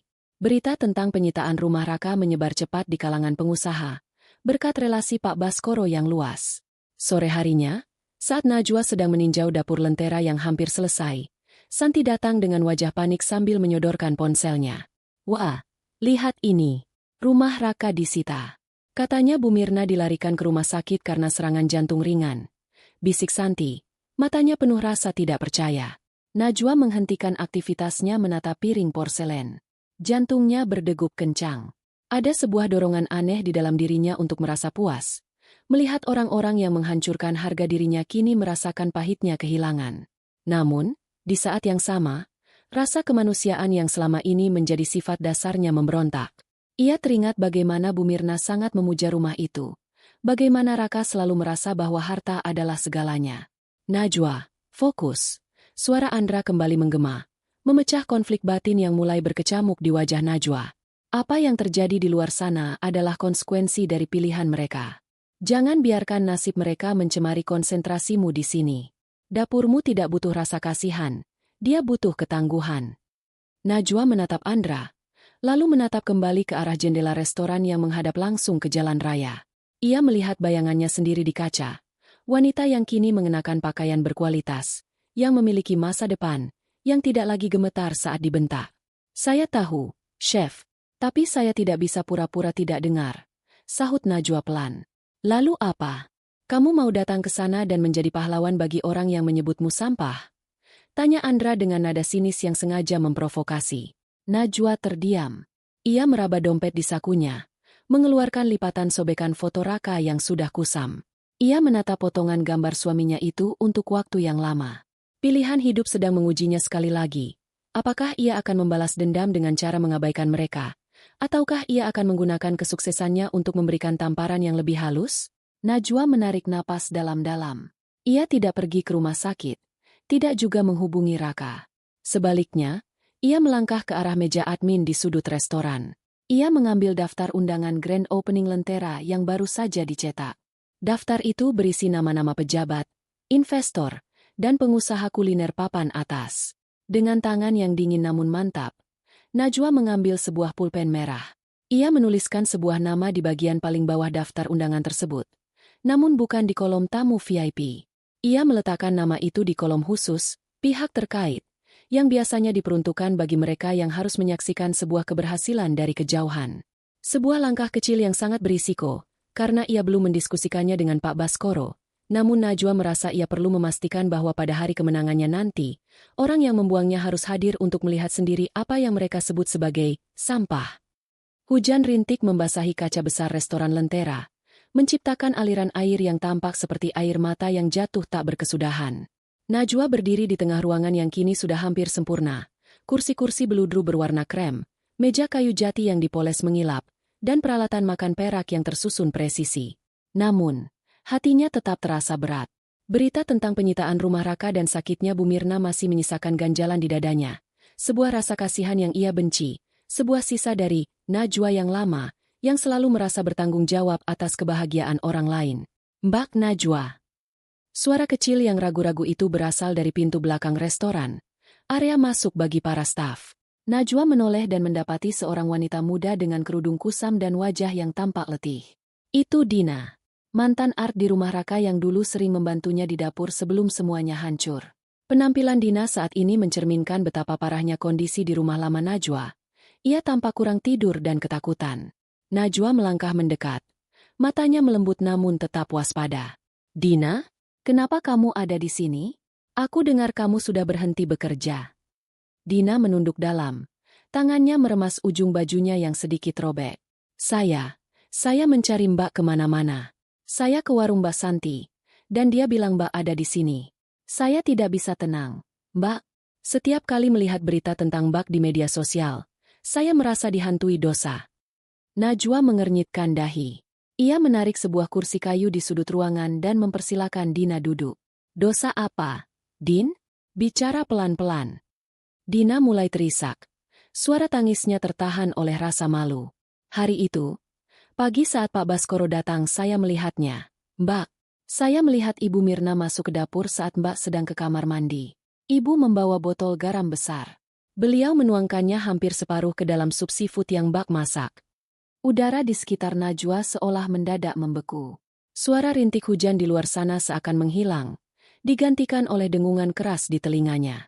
Kalimat Dina barusan seperti sebuah kunci yang tiba-tiba membuka kotak hitam yang selama ini ia kunci rapat di dalam jiwanya. Apa kau bilang? Bisik Najwa. Suaranya bergetar hebat. Ibu mengancam saya.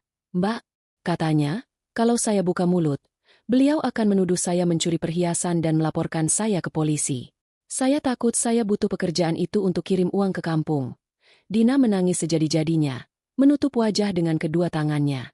Tapi melihat Mbak diusir seperti itu, melihat Pak Raka menghina Mbak, sampah. Padahal masakan Mbak sebenarnya luar biasa, saya merasa sangat jahat.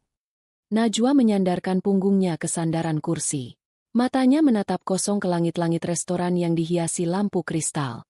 Selama berbulan-bulan, ia membawa beban mental yang mengerikan. Ia menyalahkan dirinya sendiri, menganggap dirinya ceroboh, dan merasa bahwa sebutan istri tidak berguna. Itu mungkin ada benarnya karena ia telah gagal di momen paling krusial. Trauma akan kegagalan itu adalah alasan mengapa ia sering gemetar saat memegang pisau di depan Chef Andra. Kini, kebenaran itu terungkap. Ia bukan gagal. Ia dikhianati. Rasa perih yang selama ini ia simpan mendadak berubah menjadi sesuatu yang lain. Bukan lagi kemarahan yang meluap-luap, melainkan sebuah kelegaan yang dingin. Beban itu terangkat. Ia menyadari bahwa cinta yang ia berikan selama ini tidaklah cacat. Namun orang-orang yang ia cintai itulah yang berhati busuk. "Kenapa kau baru bilang sekarang, Din?" tanya Najwa, kini dengan nada yang lebih stabil, meski matanya masih berkaca-kaca. "Karena sekarang ibu sudah tidak punya apa-apa lagi. Mbak, saya tidak takut lagi pada ancamannya. Saya tidak tahan melihat Mbak terus disalahkan dalam ingatan saya sendiri," jawab Dina terseduh-seduh. Dari arah dapur, Chef Andra melangkah keluar. Ia rupanya telah mendengarkan percakapan itu dari balik pintu. Ia tidak menunjukkan ekspresi kasihan. Wajahnya tetap keras seperti biasa. Ia berjalan mendekati meja mereka, menatap Dina sebentar, lalu beralih pada Najwa. "Sekarang kau tahu, Najwa," ucap Andra datar. "Kau bukan pecundang. Kau adalah korban dari sebuah rencana yang picik. Pertanyaannya sekarang, apa yang akan kau lakukan dengan informasi ini? Apa kau akan lari ke rumah sakit, menunjukkan ini pada Raka, dan berharap dia memohon ampun padamu?" Najwa mendongak, menatap mata tajam Andra. "Tidak, Chef. Itu yang akan dilakukan Najwa yang dulu." Najwa berdiri, menghapus air mata di pipinya dengan gerakan tegas. Ia merasakan sebuah kekuatan baru merayapi setiap serat sarafnya. Dendam pribadinya yang selama ini menjadi bensin bagi ambisinya mendadak terasa tidak relevan. Ia merasa sudah melampaui mereka. Kebenaran ini memberinya penutupan, klosure, yang ia butuhkan untuk benar-benar melepaskan masa lalunya, bukan karena ia memaafkan, tapi karena ia menyadari bahwa Raka dan ibunya tidak lagi memiliki kuasa atas harga dirinya. "Dina," Najwa memegang tangan mantan artnya itu. "Terima kasih sudah jujur. Kamu tidak perlu takut lagi." Dina mendongak. Matanya penuh harap. "Mbak, saya tidak punya tempat tinggal sekarang. Rumah Pak Raka sudah digembok." Najwa terdiam sejenak. Ia melirik Andra, lalu menatap sekeliling restorannya. Ia tahu ini berisiko. Membawa orang dari masa lalunya ke dalam bisnis barunya bisa memicu drama yang tidak diinginkan. Apalagi jika Raka mengetahui keberadaan Dina. Namun, Najwa melihat Dina bukan sebagai art, melainkan sebagai saksi hidup atas kebenaran yang menyelamatkan kewarasannya. "Kamu bisa tinggal di mes karyawan di lantai atas," ujar Najwa pelan. "Mulai besok, kamu bantu bagian pembersihan dan persiapan bahan. Tapi ingat, di sini tidak ada drama rumah tangga. Di sini, kita bekerja secara profesional." Dina mengangguk berkali-kali, menangis harus sambil mencium tangan Najwa. Setelah Dina dibawa oleh salah satu staf ke lantai atas, Najwa kembali ke dapur. Ia mengambil sebotol garam dari rak bumbu. Ia menatap butiran-butiran kristal putih itu dengan senyum tipis yang getir. Ia kemudian menuangkan garam itu ke dalam wadah kecil, namun bukannya memasukkannya ke dalam masakan, ia justru meletakkannya di atas meja kerja paling depan, tempat yang akan selalu ia lihat setiap kali ia mulai memasak. "Apa yang sedang kau rencanakan?" tanya Andra sambil memperhatikan gerak-gerik Najwa. "Sebuah pengingat, Chef, bahwa rasa asin bukan hanya soal garam, tapi soal kejujuran," jawab Najwa misterius. Malam itu, sebelum pulang, Najwa mengambil ponselnya. Ia membuka aplikasi pesan dan mencari kontak Raka yang sudah lama ia blokir. Ia membuka blokir tersebut sebentar, bukan untuk mengirim pesan, melainkan untuk melihat foto profil Raka yang kini tampak suram. Tanpa mengetik sepatah kata pun, Najwa mengganti status di profil bisnis restorannya dengan sebuah kalimat singkat. "Menu utama, kejujuran dalam setiap rasa." Ia kemudian menelepon Pak Baskoro, meminta agar jadwal soft opening dimajukan 2 hari dari rencana semula, tepat pada hari di mana Raka dijadwalkan akan mengosongkan rumahnya secara total. Sebuah keputusan kecil yang ia ambil tanpa berkonsultasi lebih lanjut mengenai dampaknya terhadap kesiapan staf lainnya. Langit di atas kota Jakarta tampak seabu semen, seolah mencerminkan suasana hati Raka yang kini mendekam di sebuah kontrakan sempit di pinggiran kota. Tidak ada lagi aroma lavender atau kilap marmer. Yang ada hanyalah bau apek dari dinding yang lembab dan suara batuk ibunya yang tiada henti dari kamar sebelah. Pesan singkat yang ia lihat di profil bisnis Najwa semalam, kejujuran dalam setiap rasa, terus berputar di kepalanya seperti sembilu yang menyayat ego. Raka duduk di kursi plastik murahan, menatap telapak tangannya yang kini kasar. Pikirannya tersangkut pada hari penyitaan itu. Ia teringat bagaimana ia berdiri di teras rumahnya yang megah, merasa dikhianati oleh seluruh dunia, sementara Najwa justru sedang menandatangani kontrak kesuksesannya. Ada kemarahan yang membuncah, namun di bawah kemarahan itu, terselip sebuah kecurigaan yang selama ini ia tekan. Mengapa nasibnya berubah begitu drastis sejak ia mengusir Najwa? Mengapa seolah-olah seluruh keberuntungannya ikut terbawa pergi bersama wanita yang ia sebut sampah itu? Raka harus tahu. Ia perlu mencari kambing hitam atas kesialannya. Dan orang itu adalah Dina. Ia tahu Dina adalah orang terakhir yang berinteraksi dengan Najwa di dapur hari itu. Dengan sisa uang di dompetnya untuk ongkos ojek, Raka mendatangi area belakang restoran Lentera. Ia bersembunyi di balik tiang listrik, mengawasi pintu staf. Tak lama, ia melihat sosok yang dicarinya. Dina keluar membawa beberapa kantong sampah, mengenakan seragam pelayan yang bersih dan tampak jauh lebih makmur daripada saat bekerja di rumahnya. "Dina!" panggil Raka dengan suara parau. Dina tersentak, hampir menjatuhkan kantong sampah itu. Begitu melihat Raka, wajahnya yang tadinya tenang mendadak pucat pasi. Ia hendak berlari masuk, namun Raka lebih cepat mencengkeram lengannya. "Lepaskan, Pak Raka. Saya tidak mau urusan lagi dengan Bapak," teriak Dina ketakutan. "Diam. Aku cuma mau tanya satu hal." Raka menatapnya dengan mata yang cekung dan penuh keputusasaan. "Rumahku disita, ibuku sakit, bisnisku hancur. Ini semua karena Najwa, kan? Dia melakukan sesuatu pada makanan itu agar aku malu di depan Pak Baskoro?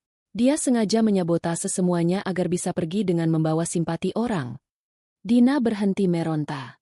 Ia menatap Raka dengan tatapan yang tadinya takut, kini berubah menjadi rasa muak yang mendalam.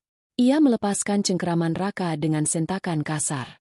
"Bapak benar-benar buta ya, Pak?" Suara Dina bergetar karena emosi. "Mbak Najwa itu orang paling sabar yang pernah saya temui. Dia tidak pernah punya niat jahat. Bapak mau tahu kenapa rumah Bapak terasa sial? Itu karena Bapak membuang orang yang tulus demi membela orang yang busuk." "Apa maksudmu?"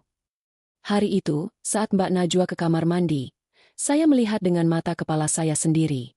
Ibu Mirna yang menuangkan garam itu ke panci sup. Beliau yang ingin Mbak Najwa diusir agar Bapak bisa bersama Mbak Maya yang kaya itu," teriak Dina. "Ibu Bapak sendiri yang menghancurkan reputasi Bapak di depan Pak Baskoro. Bukan Mbak Najwa." Raka merasa seolah-olah sebuah godam besar menghantam dadanya. Dunianya seketika sunyi. Suara bising kendaraan di jalanan seolah menghilang, digantikan oleh suara pecahnya piring-piring porselen di dalam kepalanya. "Kau bohong," bisik Raka. Lututnya terasa lemas. "Saya punya rekaman suara saat ibu mengancam saya di gudang. Pak, saya simpan itu untuk jaga diri. Bapak mau dengar?" Dina mengeluarkan ponselnya, namun Raka hanya menggeleng lemah. Ia tidak butuh bukti lagi. Kejujuran di mata Dina adalah pedang yang sudah cukup tajam untuk merobek seluruh pembenaran yang ia bangun selama ini. Raka terhuyung mundur. Bayangan Najwa yang menangis di meja makan, bayangan Najwa yang pergi hanya membawa buku catatan usang, dan bayangan betapa tegarnya Najwa saat ia hina di pameran tempo hari, semuanya menyerbu masuk. Ia telah membuang permata yang menjaga keharmonisan hidupnya, demi sampah yang justru menguras hartanya. Kebenciannya pada Najwa selama ini ternyata adalah kebencian yang salah alamat. Ia ingin masuk ke dalam Lentera. Ia ingin bersimpuh di kaki Najwa dan memohon ampun.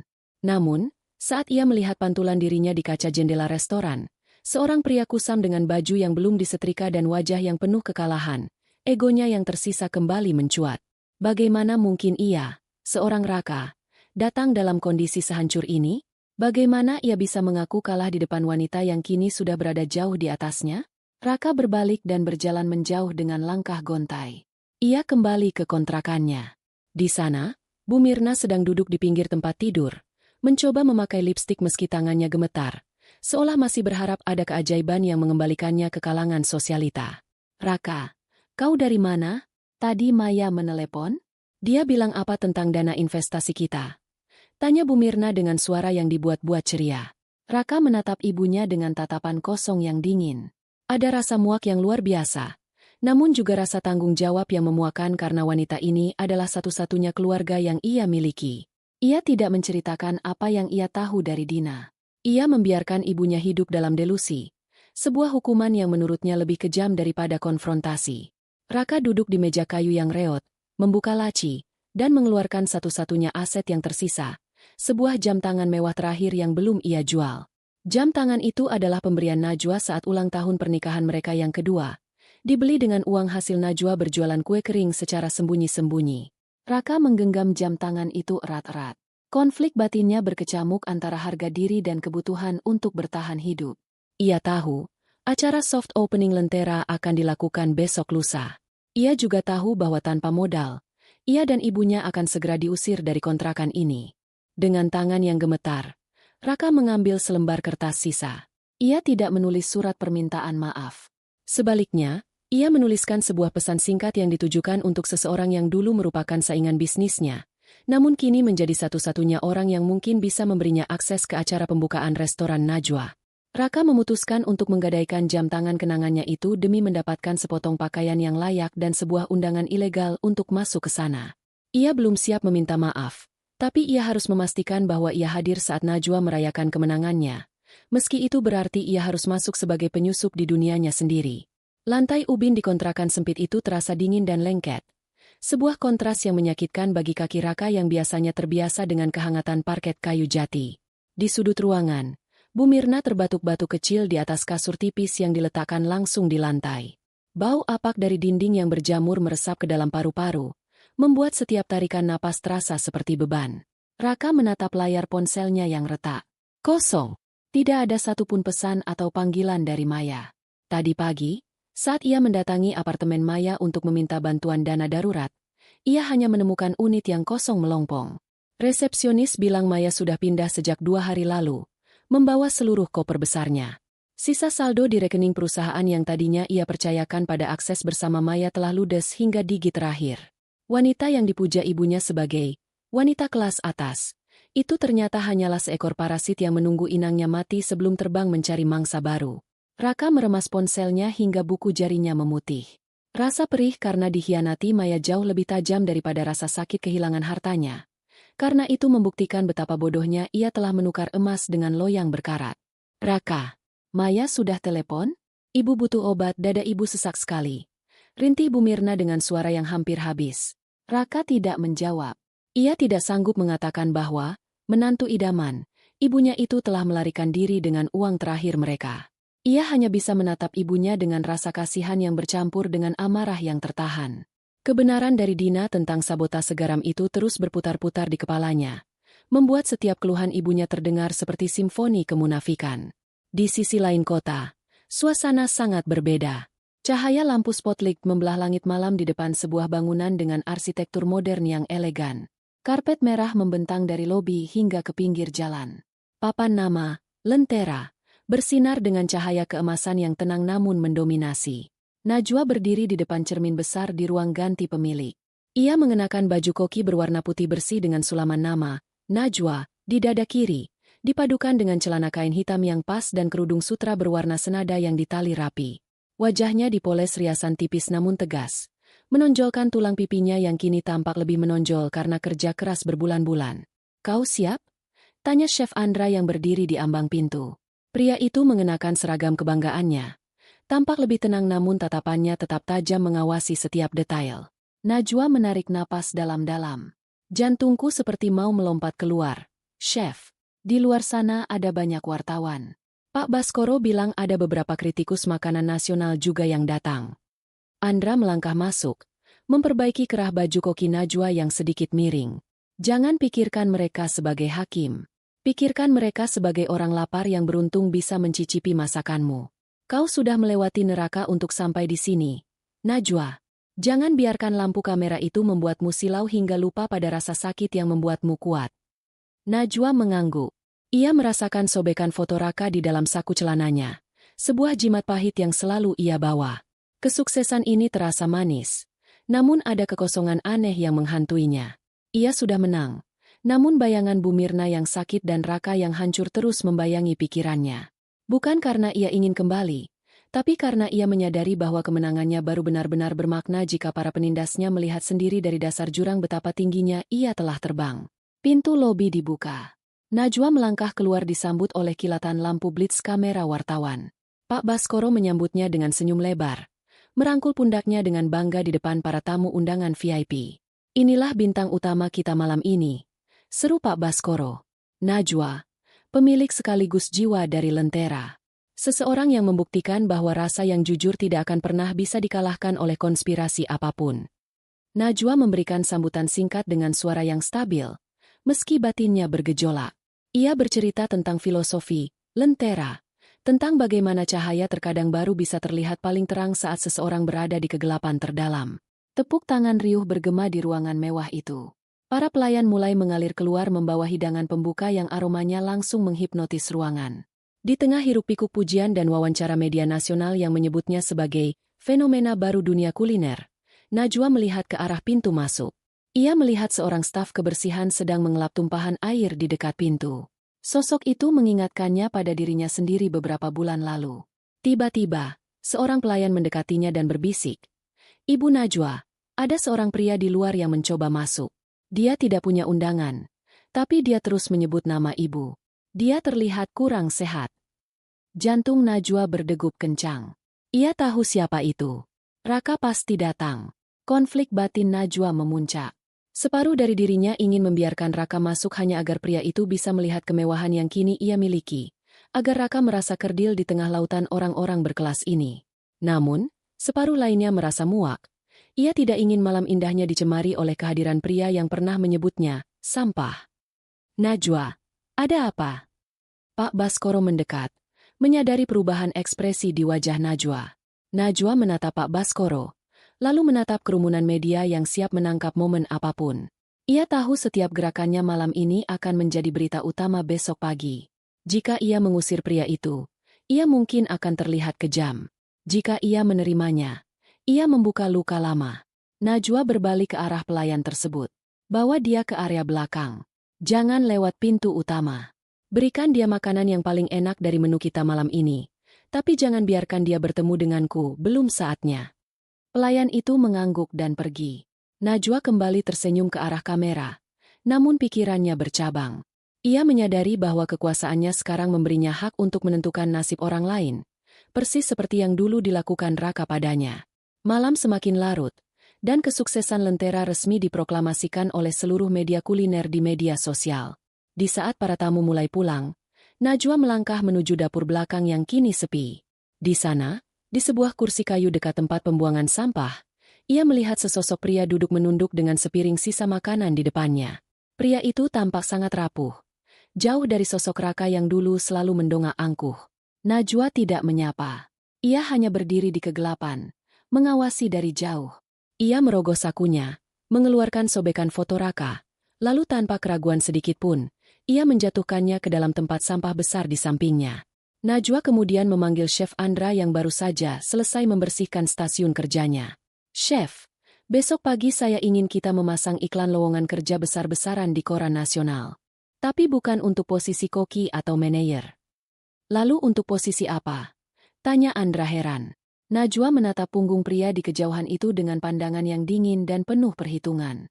"Posisi tenaga kebersihan dan teknisi limbah. Saya ingin kualifikasinya sangat spesifik. Saya ingin mereka yang pernah memiliki segalanya namun kehilangan semuanya karena kesombongan." Andra menatap Najwa cukup lama, menyadari bahwa wanita di depannya kini telah benar-benar berubah menjadi seorang penguasa yang tahu cara bermain dengan nasib. Najwa kemudian melangkah pergi, meninggalkan instruksi pada staf keamanan untuk memberikan sebuah amplop coklat kecil kepada pria yang duduk di belakang tadi sebelum dia pergi. Sebuah amplop yang isinya bukan uang, melainkan sesuatu yang akan memaksa pria itu untuk kembali lagi besok. Cahaya lampu gantung di ruangan utama Lentera memantul sempurna pada lantai marmer yang baru saja dipoles. Dari balkon lantai 2 yang tertutup kaca satu arah, Najwa berdiri tegak, memperhatikan setiap sudut kerajaan kulinernya. Di tangannya, ia meremas selembar laporan harian yang diberikan oleh kepala keamanan. Ia tahu, amplop coklat yang ia berikan melalui staf keamanan 2 malam lalu telah sampai ke tangan yang tepat. Amplop itu berisi alamat sebuah agen penyalur tenaga kerja kasar bernama Jasa Bakti. Najwa sengaja mengatur agar agen itu memprioritaskan Raka dan ibunya untuk posisi mendesak di restorannya. Perasaan Najwa saat ini bukanlah kegembiraan yang meluap. Ada kekosongan yang dingin di dadanya. Ia sedang menguji dirinya sendiri. Sejauh mana ia bisa menanggung pemandangan orang-orang yang pernah menghancurkannya berada di bawah kakinya. Rasa kasihan sesekali mencubit nuraninya. Namun ingatan akan rasa asin yang menyengat di lidah Pak Baskoro dan teriakan, "Istri sampah," selalu berhasil membungkam rasa kasihan itu. Di sebuah ruko kumal yang jaraknya berjam-jam dari pusat kota, Raka berdiri mengantre di depan meja kayu yang kusam. Di sampingnya, Bu Mirna bersandar pada dinding yang catnya sudah mengelupas. Wajah ibunya tampak sangat kuyu, matanya cekung, dan tangannya terus memegangi perut yang sudah tidak diisi makanan layak sejak kemarin sore. Pakaian mereka kotor, dan bau keringat mulai menyatu dengan aroma debu ruangan itu. "Sabar, Bu. Sebentar lagi giliran kita," bisik Raka. Suaranya parau karena tenggorokan yang kering. "Ibu tidak kuat. Raka, kenapa kita harus sampai seperti ini? Mana teman-teman bisnismu? Mana Maya?" Tangis Bu Mirna pecah dengan suara pelan agar tidak didengar orang lain di antrean. "Jangan sebut nama wanita itu lagi, Bu," potong Raka dengan nada tajam. Seorang pria berbadan gempal dengan kaos dalam yang ketat dan rokok yang terselip di telinga menatap mereka dengan bosan. Ia adalah Pak Sugeng, pemilik agen penyalur tenaga kerja serabutan itu. Pak Sugeng dikenal sebagai pria yang hanya peduli pada komisi dan tidak suka banyak tanya. Ia menatap Raka dan Bu Mirna dari ujung rambut hingga ujung kaki dengan pandangan meremehkan. "Kalian yakin mau ambil pekerjaan ini? Ini bukan kerja kantoran. Ini kerja otot. Bersih-bersih saluran air, angkut sampah, pel lantai," ujar Pak Sugeng sambil mengembuskan asap rokok. "Ada satu restoran mewah yang butuh tenaga tambahan pagi ini juga. Bayarannya harian. Cukup buat kalian makan enak 3 hari. Tapi kalau manja, lebih baik pulang saja." "Kami ambil, Pak. Apapun pekerjaannya," sahut Raka cepat. Ia sudah tidak punya pilihan. Perutnya yang melilit lebih berkuasa daripada harga dirinya. Pak Sugeng memberikan selembar kertas alamat. "Pergi ke alamat ini. Namanya Restoran Lentera. Cari manajer operasional di sana. Bilang kalian dikirim Pak Sugeng."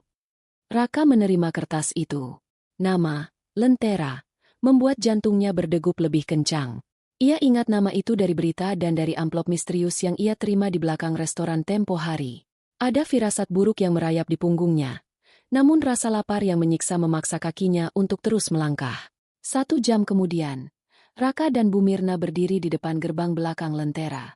Mereka diminta mengenakan seragam abu-abu kusam yang disediakan agen. Raka membawa ember dan alat pel, sementara Bu Mirna diberi tugas untuk mengelap kaca-kaca besar di area lobi sebelum jam operasional dimulai. Bu Mirna mulai menggosok kaca dengan tangan yang gemetar. Ia menatap interior restoran yang sangat mewah, furnitur kayu jati, lampu kristal, dan aroma masakan kelas atas yang membuatnya semakin merasa kelaparan. Ia tidak menyadari bahwa di balik pilar besar, seseorang sedang memperhatikannya. Santi, sahabat Najwa yang kini menjabat sebagai supervisor operasional, berjalan mendekat dengan langkah yang berwibawa. Ia mengenakan pakaian rapi, memegang sabak digital di tangannya. Begitu matanya menangkap sosok wanita tua yang sedang mengelap kaca, langkah Santi terhenti. Ia mengenali profil itu. Itu adalah wanita yang dulu selalu menghina warungnya sebagai tempat kumuh. "Kerja yang bersih, Ibu. Jangan sampai ada bekas jari di kaca ini," ujar Santi dengan nada yang datar namun dingin. Bu Mirna menoleh, dan matanya membelalak. "Santi, kau bekerja di sini?" Santi tidak tersenyum. "Saya yang mengelola tempat ini. Cepat selesaikan tugasmu, atau saya akan lapor ke agen untuk memotong upahmu." Bu Mirna menunduk sangat dalam. Air matanya jatuh ke atas kain lap yang ia pegang. Ia merasa dunia sedang memutar balik nasibnya dengan cara yang paling kejam. Di sisi lain lobi, Raka sedang berlutut di lantai, menggosok noda kopi yang membandel. Ia tidak berani mendongak, namun ia mendengar suara langkah kaki yang sangat ia kenal. Langkah kaki yang tenang, berirama, dan penuh percaya diri. Sepasang sepatu hak tinggi berwarna hitam berhenti tepat di depan ember Raka. Raka terdiam. Tangannya yang memegang sikat membeku. Ia perlahan mengangkat pandangannya, melewati kain celana hitam yang rapi, hingga sampai ke wajah wanita yang kini berdiri di depannya. Najwa. Wanita itu berdiri di sana, mengenakan baju koki eksekutif berwarna putih bersih. Ia tampak begitu bersinar, begitu berkuasa, dan begitu jauh dari jangkauan Raka. Di belakangnya stand Chef Andra, yang menatap Raka dengan pandangan yang lebih dingin daripada es. "Masih ada noda di sebelah kiri, Raka," ucap Najwa pelan. Suaranya tidak mengandung amarah. Justru ketenangan itu yang membuat Raka merasa seperti ditusuk ribuan jarum. Raka menjatuhkan sikatnya. Ia mencoba berdiri, namun kakinya terasa lemas. "Najwa, Kau yang punya tempat ini. Najwa tidak menjawab pertanyaan itu. Ia justru menoleh ke arah Bu Mirna yang kini sudah berdiri mematung di dekat kaca. Ibu Mirna, selamat datang di dapur. Sampah, saya. Meskipun sekarang, ibu yang harus membersihkan sisa-sisa debu di sini agar tamu saya tidak merasa jijik. Bu Mirna menutup mulutnya. Tubuhnya berguncang karena isak tangis yang tertahan. Kebisuan di lobi restoran itu terasa sangat mencekam. Chef Andra melangkah maju, mendekati Najwa. Najwa, mereka tidak kompeten. Kita harus memulangkan mereka ke agen sekarang sebelum jam makan siang dimulai, ujar Andra, mencoba mempengaruhi keputusan Najwa. Andra merasa keberadaan mereka hanya akan merusak fokus Najwa. Najwa menatap Raka yang kini menunduk dengan pundak yang merosot. Ia melihat suaminya yang dulu begitu sombong kini hancur total. Namun, di dalam hati Najwa, terjadi perang batin. Apakah ini puncak dari balas dendamnya? Ataukah ia sedang mengotori tangannya sendiri dengan kebencian yang sama seperti yang mereka lakukan dulu? Tidak, Chef, sahut Najwa akhirnya. Biarkan mereka tetap di sini. Najwa melangkah mendekati Raka. Jarak mereka hanya 1 meter. Raka, aku akan memberikanmu pekerjaan tetap di sini sebagai staf kebersihan limbah dapur. Upahnya cukup untuk membayar kontrakanmu dan biaya rumah sakit Ibu Mirna. Tapi ada satu syarat. Raka mendongak. Matanya penuh harapan sekaligus rasa malu. Apa syaratnya, Najwa? Najwa menatap ke arah dapur yang sibuk, lalu kembali ke mata Raka. Kau harus bekerja di bawah pengawasan Dina. Dan kau tidak boleh sekalipun menyebut nama saya di depan karyawan lain. Di sini, kau bukan siapa-siapa. Kau hanya angka di daftar gaji saya. Keputusan itu membuat Raka terpaku. Bekerja di bawah perintah mantan pelayannya sendiri adalah penghinaan terakhir bagi egonya. Namun, melihat ibunya yang tampak hampir pingsan karena lapar, Raka tidak punya pilihan. Najwa kemudian berbalik dan berjalan menuju kantornya tanpa menunggu jawaban. Ia tidak merasa lega setelah melakukan itu. Justru ia merasa sedang menanam bom waktu di dalam restorannya sendiri. Sesampainya di kantor, Najwa mengambil sebuah amplop coklat besar lainnya dari laci. Amplop itu berisi dokumen rahasia mengenai sisa aset Raka Properti yang ternyata masih bisa diselamatkan jika ada pihak ketiga yang melakukan buyut. Najwa mengambil pulpennya. Dengan gerakan yang sangat cepat dan berisiko tanpa berkonsultasi dengan Pak Baskoro atau Chef Andra, ia menuliskan namanya sebagai penjamin anonim untuk mengambil alih utang-utang perusahaan Raka yang paling mendesak. Ia tidak melakukan ini untuk menyelamatkan Raka, melainkan untuk memastikan bahwa Raka tetap menjadi miliknya secara finansial. Sebuah langkah yang bisa menguras kas pribadi restorannya yang baru saja berkembang jika bisnis Raka tidak bisa dipulihkan sama sekali. Udara di lobi restoran Lentera pagi itu beraroma kayu manis dan melati. Sebuah perpaduan yang menenangkan namun kini terasa menyesakkan bagi dua orang yang sedang berlutut di atas lantai marmer dingin. Matahari pagi menembus jendela kaca besar, memantulkan kemilau kemewahan yang dulu sangat akrab dengan hidup mereka. Namun kini terasa seperti sindiran tajam yang membakar kulit. Najwa melangkah keluar dari lift pribadi di sudut lobi. Langkah kakinya yang tenang, dengan suara ketukan hak sepatu yang berirama, menghentikan aktivitas pembersihan yang sedang berlangsung. Ia mengenakan kemeja sutra berwarna putih tulang dengan celana kulot hitam yang jatuh sempurna. Di dadanya, sebuah pin emas berbentuk lentera bersinar, simbol kekuasaan dan kemandirian yang ia bangun dari puing-puing kehancuran. Di depannya, Raka sedang memegang gagang sapu yang kusam.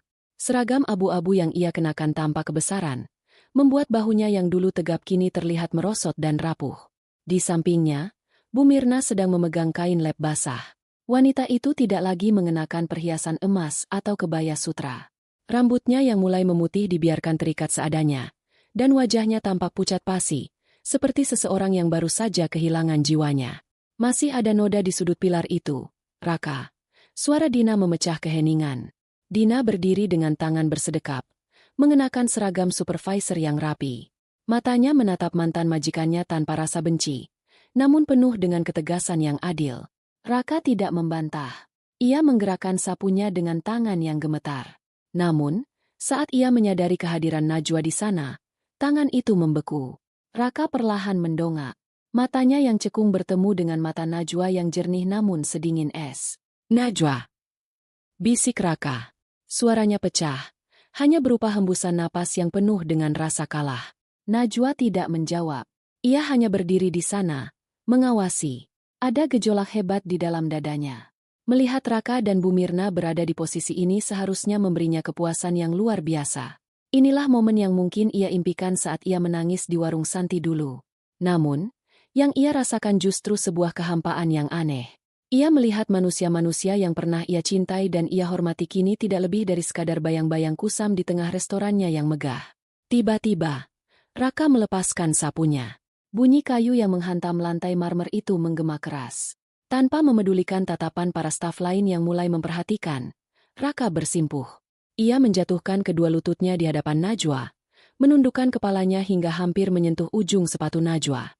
"Najwa, aku mohon. Maafkan aku," ucap Raka dengan suara serak yang tertahan oleh isak tangis. "Aku buta. Aku bodoh karena membiarkan egoku menghancurkan segalanya. Aku membuangmu demi hal-hal yang ternyata palsu.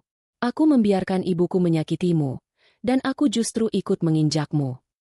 Najwa mundur satu langkah, menghindari kontak fisik yang hampir terjadi. "Berdirilah, Raka. Jangan merendahkan dirimu lebih jauh lagi di rumah saya.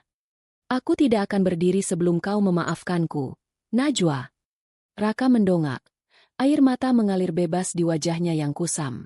Dina sudah menceritakan semuanya. Tentang garam itu. Tentang semua kebusukan yang terjadi di dapur hari itu. "Aku pengecut karena tidak pernah mempercayaimu. Sekarang lihatlah kami. Kami tidak punya apa-apa lagi. Bahkan untuk makan sehari-hari, kami harus mengemis pada agen penyalur tenaga kerja." Najwa mengalihkan pandangannya kepada Bu Mirna. Wanita tua itu masih mematung. Kain lapnya terjatuh ke lantai yang basah. Bu Mirna tidak berani mendongak. Kesombongan yang dulu menjadi napasnya kini telah padam total. Ia yang dulu selalu menyebut Najwa sebagai istri sampah dan perempuan tidak berguna, kini harus berdiri di gedung yang dibangun oleh tangan yang sama, memegang kain lap untuk membersihkan debu dari kesuksesan menantunya. Bu Mirna hanya bisa menunduk malu. Bibirnya gemetar, namun tidak ada satu kata pun yang sanggup keluar. Ia menyadari bahwa setiap inci dari restoran mewah ini adalah tamparan bagi setiap hinaan yang pernah ia lontarkan. Rasa malu itu jauh lebih menyiksa daripada rasa lapar yang ia rasakan semalam. "Bu Mirna," panggil Najwa dengan nada yang sangat pelan namun tegas. Wanita tua itu tersentak. Bahunya berguncang. Ia perlahan mengangkat wajahnya, menatap Najwa dengan mata yang penuh dengan ketakutan dan penyesalan yang terlambat. "Apakah lantai ini sudah cukup bersih untuk standar ibu?" tanya Najwa. Pertanyaan itu sederhana, namun mengandung beban sejarah luka yang mendalam. Bu Mirna hanya mampu menggeleng lemah, lalu kembali menunduk. Ia menutup wajahnya dengan kedua tangan, menangis tanpa suara. Kehancuran batinnya telah mencapai titik puncaknya. Melihat Najwa yang begitu anggun dan berkuasa membuatnya menyadari betapa kecil dan hinanya tindakan sabotase yang ia lakukan dulu. Najwa menarik napas panjang. Tekanan emosional di lobi itu terasa semakin tajam. Ia merasakan tatapan Chef Andra dari arah dapur dan Santi dari meja resepsionis. Mereka semua menunggu apa yang akan dilakukan Najwa selanjutnya. Apakah ia akan mengusir mereka? Atau ia akan memaafkan? Najwa merasa dirinya berada di persimpangan jalan. Separuh dari dirinya ingin membiarkan mereka menderita lebih lama, untuk memastikan mereka merasakan setiap tetes kepedihan yang pernah ia rasakan. Namun, separuh lainnya, bagian dari dirinya yang membuatnya mampu membangun lentera, menolak untuk menjadi seperti mereka. Ia tidak ingin kebencian menjadi bahan bakar hidupnya lagi. "Santi," panggil Najwa tanpa melepaskan pandangannya dari Raka yang masih bersimpuh. Santi mendekat dengan sigap. "Iya, Wah. Pindahkan mereka dari bagian kebersihan lobi. Saya tidak ingin tamu-tamu saya merasa tidak nyaman melihat drama ini." Najwa terdiam sejenak, menimbang keputusannya. "Tempatkan mereka di bagian pencucian piring di dapur belakang. Biarkan mereka bekerja di sana, jauh dari pandangan publik, namun di bawah pengawasan ketat Chef Andra." Raka mendongak. Ada kilas harapan di matanya. "Najwa, apakah ini berarti kau memaafkan kami?" Najwa menatap Raka dengan tatapan yang sulit diartikan. "Maaf adalah sesuatu yang mahal, Raka. Kalian harus bekerja keras untuk mendapatkannya. Saya memberikan kalian pekerjaan bukan karena saya masih peduli, tapi karena saya tidak ingin ada orang yang kelaparan di bawah atap saya. Sekarang, berdirilah dan kembali bekerja." Najwa berbalik, meninggalkan Raka dan Bu Mirna yang masih tergugu. Ia berjalan menuju kantornya dengan langkah yang tetap tegas, Namun di dalam hatinya, ia merasa lelah. Konflik batinnya belum selesai. Ia tahu bahwa membawa mereka ke dapur belakang adalah langkah yang sangat berisiko. Sesampainya di kantor, Najwa duduk di balik meja kerjanya. Ia membuka sebuah map coklat yang berisi detail tentang rencana pelelangan sisa aset Raka Properti yang akan dilakukan besok pagi. Di sana ada satu unit ruko kecil yang dulu merupakan kantor pertama Raka, tempat yang memiliki nilai sejarah bagi awal kesuksesan mereka. Najwa mengambil ponselnya dan menghubungi pengacaranya. Halo, Pak Hendrawan? Saya ingin Anda hadir di pelelangan besok pagi. Saya ingin membeli ruko milik Raka Properti di Jalan Melati, ujar Najwa pelan. Tapi Ibu Najwa, ruko itu kondisinya sudah buruk dan memiliki beban pajak yang tinggi. Secara bisnis, itu merugikan bagi Lentera, sanggah pengacaranya di seberang telepon. Najwa menatap foto kecil dirinya saat pertama kali belajar memasak yang ia letakkan di meja kerja. Saya tahu risikonya, Pak. Lakukan saja. Gunakan dana darurat saya. Dan pastikan nama saya tetap dirahasiakan sebagai pembelinya. Najwa menutup telepon. Ia tahu tindakannya ini tidak masuk akal secara finansial, namun ia merasa perlu memiliki pegangan terakhir atas masa lalu Raka, sebuah langkah yang bisa saja menjadi bumerang bagi stabilitas keuangan restorannya yang baru saja stabil. Uap panas dari mesin pencuci piring otomatis di bagian belakang dapur Lentera menciptakan kabut tipis yang menyelimuti ruangan. Suasana di sini sangat kontras dengan kemewahan lobi restoran yang baru saja Najwa tinggalkan. Jika di depan sana orang-orang menyesap anggur mahal dan memuji kejeniusan rasa masakannya, di sini hanya ada denting piring kotor dan aroma sisa makanan yang mulai mendingin. Najwa berdiri di ambang pintu area pencucian, memperhatikan dua sosok yang kini mengenakan apron plastik kuning dan sepatu bot karet. Raka, pria yang dulu menghabiskan jutaan rupiah untuk sekali makan siang, kini sedang membungkuk di depan bak cuci besar, menggosok noda lemak dari panci-panci berat. Di sampingnya, Bu Mirna duduk di sebuah kursi pendek, memilah sisa makanan ke dalam kantong limbah dengan gerakan tangan yang lambat dan kaku. Pemandangan itu seharusnya menjadi penawar dahaga bagi dendam Najwa selama berbulan-bulan. Namun, saat ia menatap mereka, Najwa menyadari bahwa kemarahan yang dulu membakar dadanya telah padam, menyisakan abu dingin yang disebutnya sebagai kelegaan. Ia tidak lagi melihat monster yang menghancurkan hidupnya. Ia hanya melihat dua manusia yang gagal memahami bahwa harga diri tidak dibangun di atas tumpukan harta, melainkan di atas kejujuran dan kerja keras. Sisa sausnya harus dibersihkan dulu sebelum masuk ke mesin.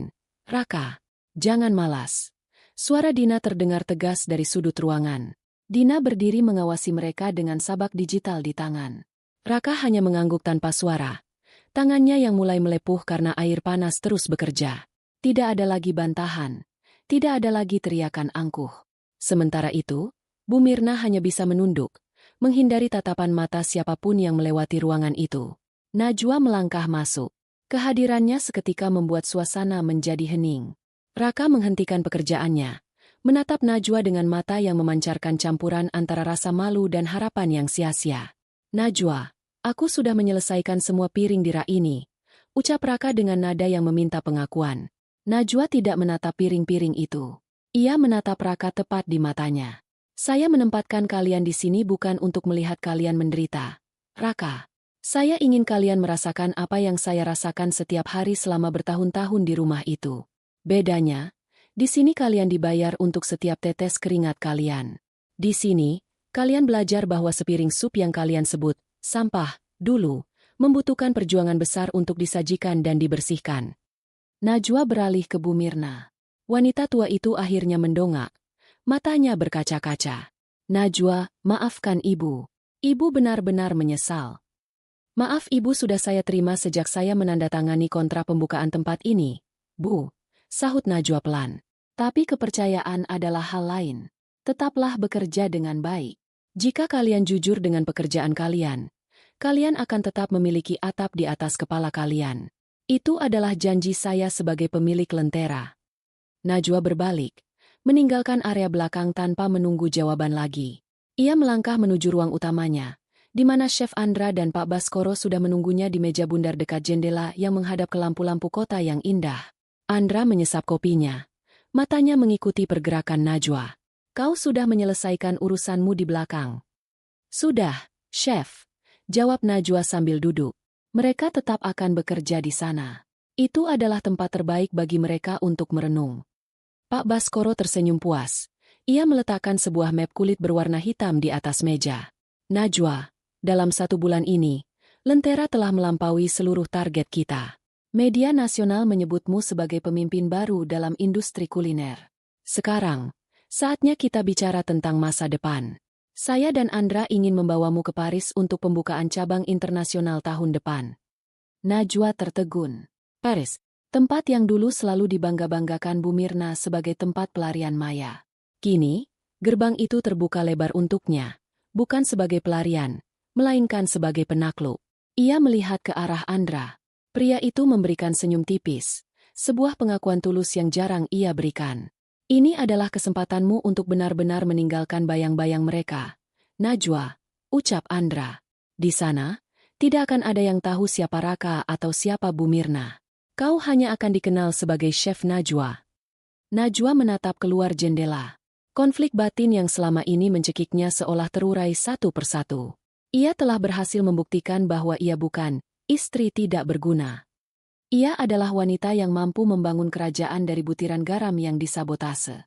Ia merasa dunianya kini sudah berada di bawah kakinya, secara harfiah maupun kiasan. Raka dan ibunya kini hanyalah bagian kecil dari ekosistem bisnisnya yang luas. Petugas kebersihan yang ia gaji untuk merawat apa yang ia miliki.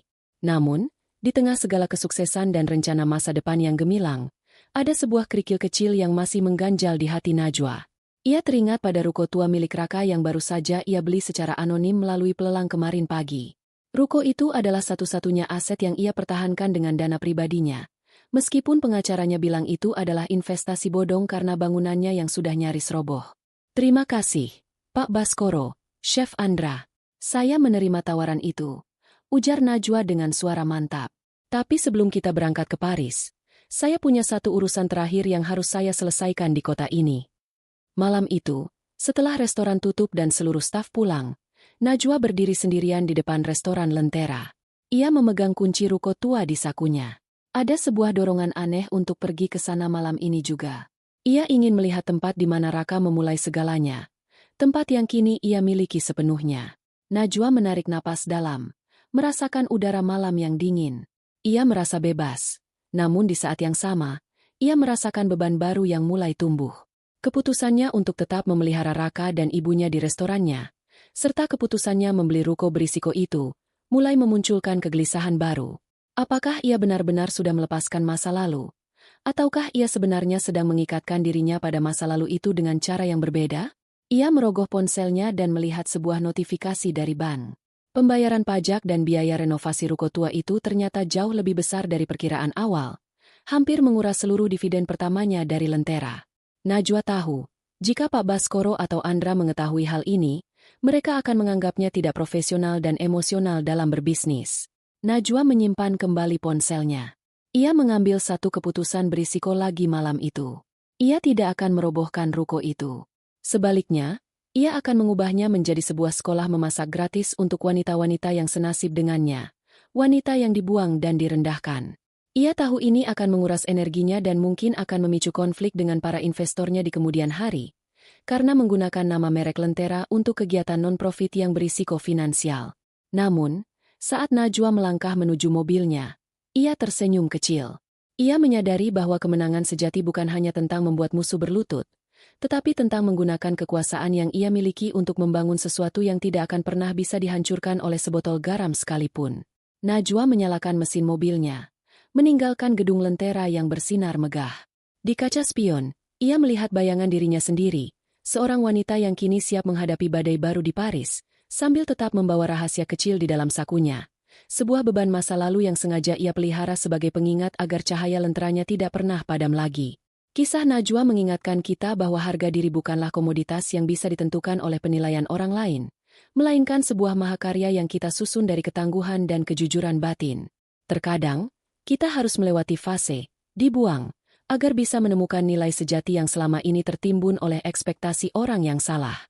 Jangan pernah biarkan sabotase atau kata-kata kasar orang lain menjadi titik henti. Jadikan itu sebagai bahan bakar untuk membangun kerajaanmu sendiri.